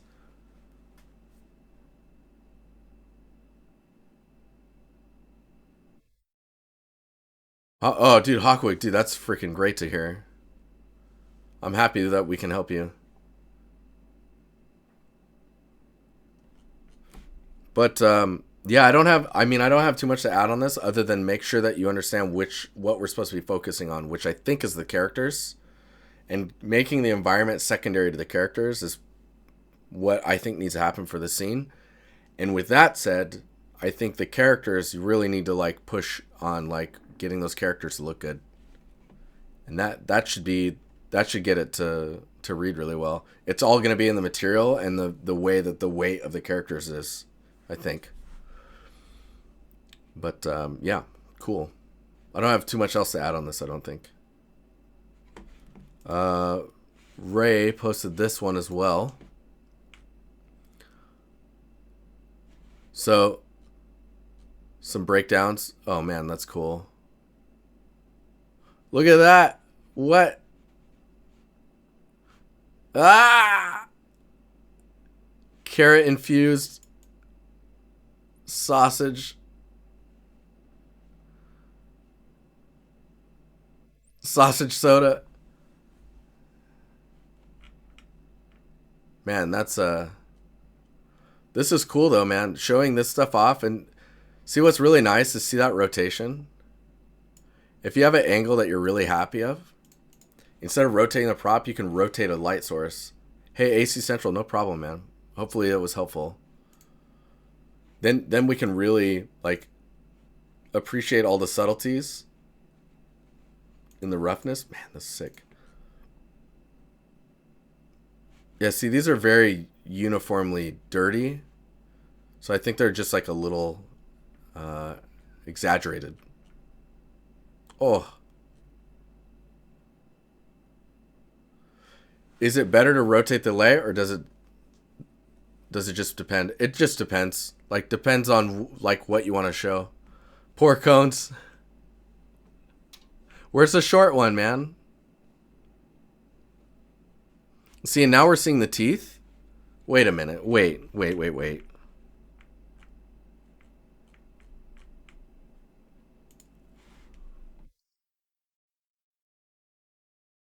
Oh my god, they're there. They're just really subtle. Some of them are pushed into the ground. So it's just a lot of clipping that's happening. Man, this curb's really high as well. Ooh, that camera's sick. And this AC unit, though. And I don't know, but people need to really appreciate this because there needs to be a lot more of this type of stuff. We call it signage in games. Signage is everything. It helps ground stuff, make sense of the space, and adds another layer of reality that just like grounds. It makes it that much more real, you know? Dude, this is great. Nice breakdown.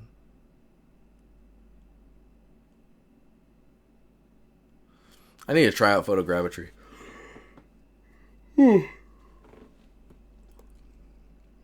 Oh yeah, look at that blending. You know what? So a lot of people will do the blend, right? I think we need to push further when we look at blending. So not only do we do the blend, but we add an extra layer of detail where like maybe it's blending. I'm sorry, Spag. We add another layer of blending where maybe we grab the normal map, like the up vector channel, and have that affect the edge of the mask, as well as like, I don't know, another layer of noise on top. That way, not only is the mask blending, the rock blending into the sand, but the blend point is actually playing with the height information or the normal map information of the asset that's dipping into it. You know what I mean? You're gonna get that much more fidelity, and then you'll start to see that like the sand, you can move the slider that controls the width of like this blend and blend it further up into the crevices of the rock itself. Yeah, getting the terrain to raise a bit next to the rock is always good. That's something you can really push when you have like very bespoke areas.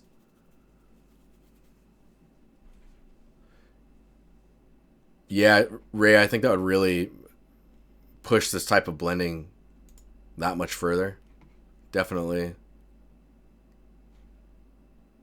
You know, the other thing is this blending mask. If there's a top to the rocks that's flat enough to get dirt on top of it, what stops you from also taking this blend, inverting it, and then pushing the gradient further away from the ground? So that way you get dirt that matches the ground on the top of the rock. Do you know what I'm saying? It just grounds it that much more. All right. 3 more. Flethling. So I'm a big fan of this one. Like a Z up shader, kind of like a Z up shader. I mean, I guess you could do it with a Z up shader. The thing is that what I want it to show is the terrain material, which is why instead of Z up, it would be RVT up. I don't know how else to describe it. Yeah, so I really like this scene. I was going to copy this and go in here and paste it here. So the stuff I wanted to highlight, I was trying to say it in critiques, and maybe it wasn't coming through. This platform, we'll just do this. This platform going wider like that, I think will benefit you because it just looks more grounded or more like natural to the shape. Usually you don't see them straight down like that. You want to look at blending these areas together.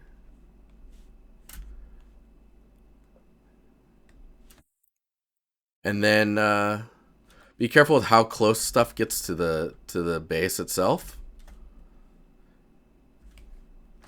The focus should really be on the two battling, right? So I think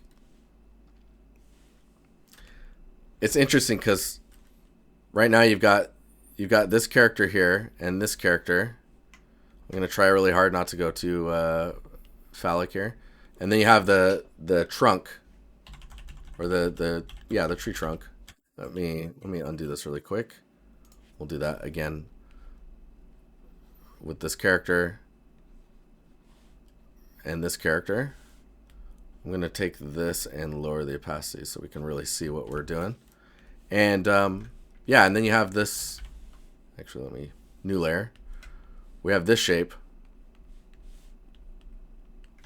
And I think really making it more dynamic would be cool. So like if the trunk was here, maybe even a little bit smaller, and then you take this character and you move that character leaping off of this, right? Then you could actually, oh, whoops. Then you could have this one coming in at it. So it's much more like dynamic. They're leaving the platform and colliding in the air, because this one's flying, right?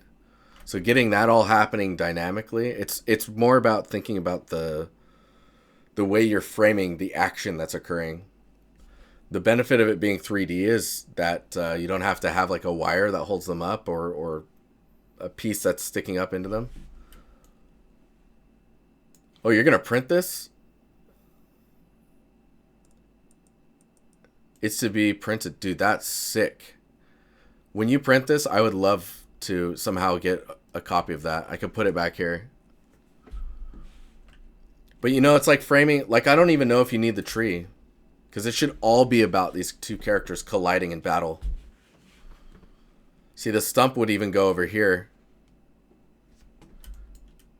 And just the focus should be on the characters. If you need something to backdrop them, you could put, like if we think about it from a top view, let me do like this. So if this is the base, let's go top. Oh my God, come on.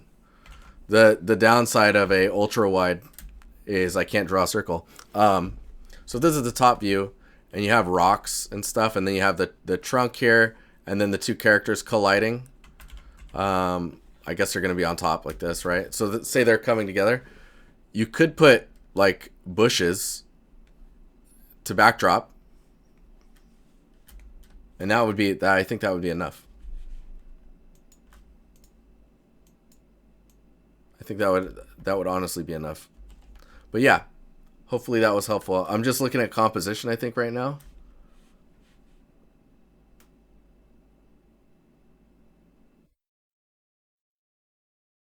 But I think this is really cool. Also, welcome to the server. I see your little green leaf next to your name. So it's nice. Bastion. Hey, I don't know if it's too late to give some feedback on this piece. It's a bit old now, but I would like to see. Let me see what we're looking at here. Let's bring this over here.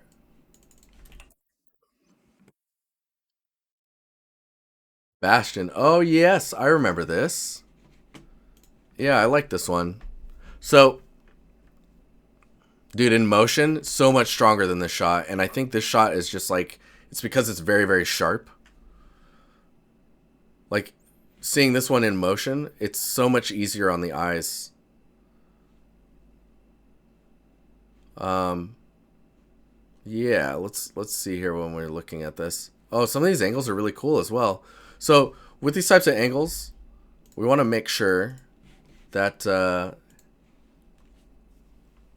Flethling, hey, no problem. I'm happy to help. So with this type of shot, think about like these elements. Oh wow, that did pretty well. I'm just gonna kind of eyeball this. So we'll just pretend that that's so this element here, you could blur that, right? So that it's not so in your face, and you're really focusing on the elements further back, and then really pushing the atmosphere to help you separate your elements. Is this gonna work? Oh my gosh, let's go. So like lightening that up. Maybe some of the other, like maybe this tower could be a little bit lighter as well. But you're trying to get that layering, that depth, right?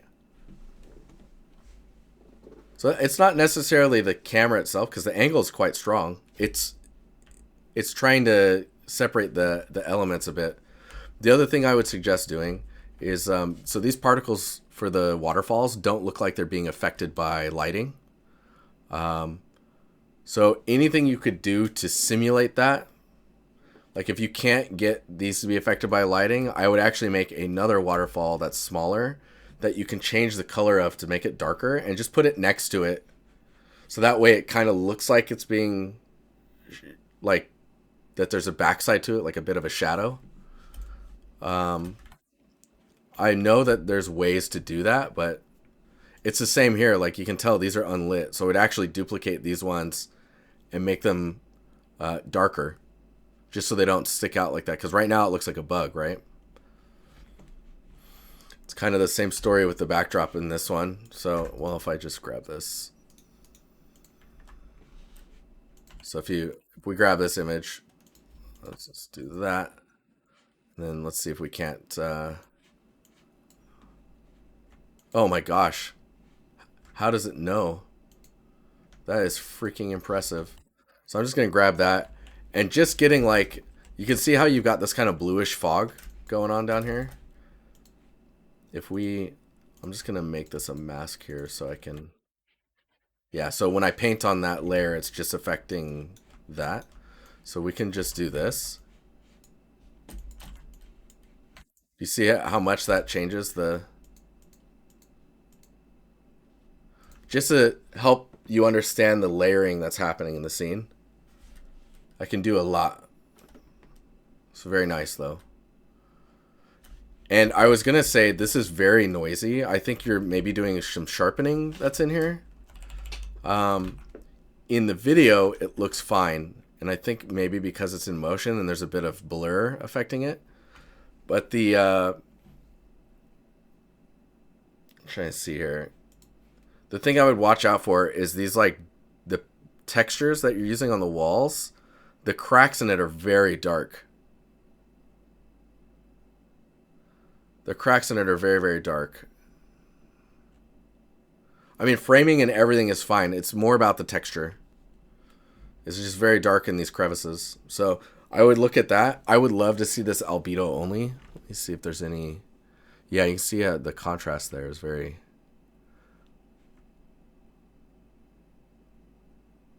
Oh, nice. Man, that's really cool.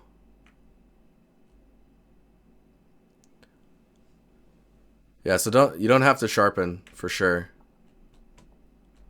What what else was I going to say here? I think that's it.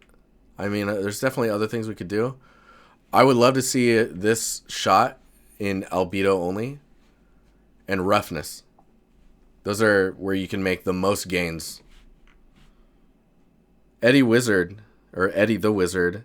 I'm starting to learn Substance Designer and try to make some stylized textures for a future game. Quick look would be cool. Brick wall, let's go. Hey, this viewer worked. That's weird. I mean, this looks cool. I don't know how you... There it is. So the environment that you're using to light it makes it... It's quite hard to read.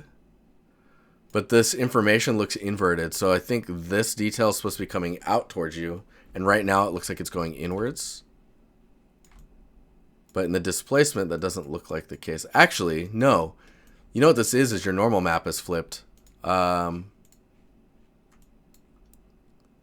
think that's what I'm seeing. Or those are actually going in. This whole artifact here feels very strange to me. Subin, hey, no problem, man. Or Bastion, I should say. I look forward to seeing some stuff from you in the server. Yeah, it looks like it could be an OpenGL thing versus DirectX. But this is right. Like it's light up here and then darker down here. But I think you might be right.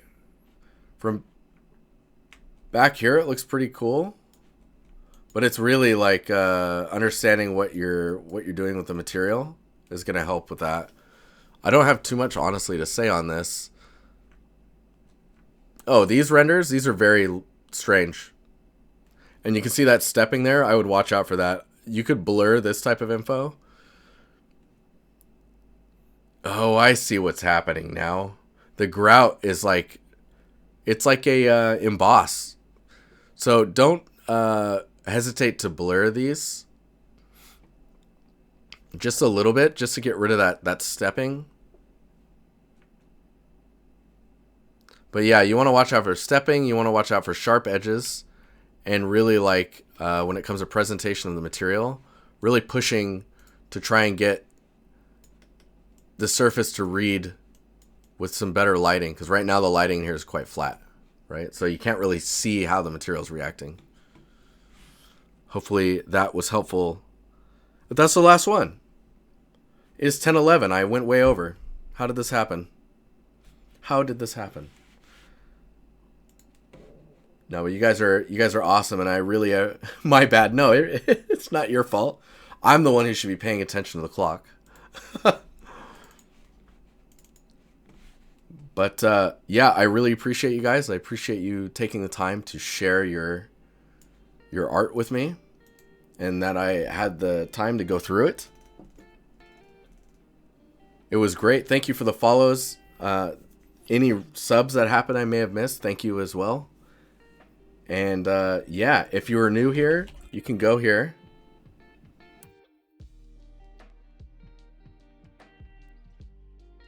And you can join us and hang out after the stream or between streams or whatnot. Until then, I will see you guys on Monday.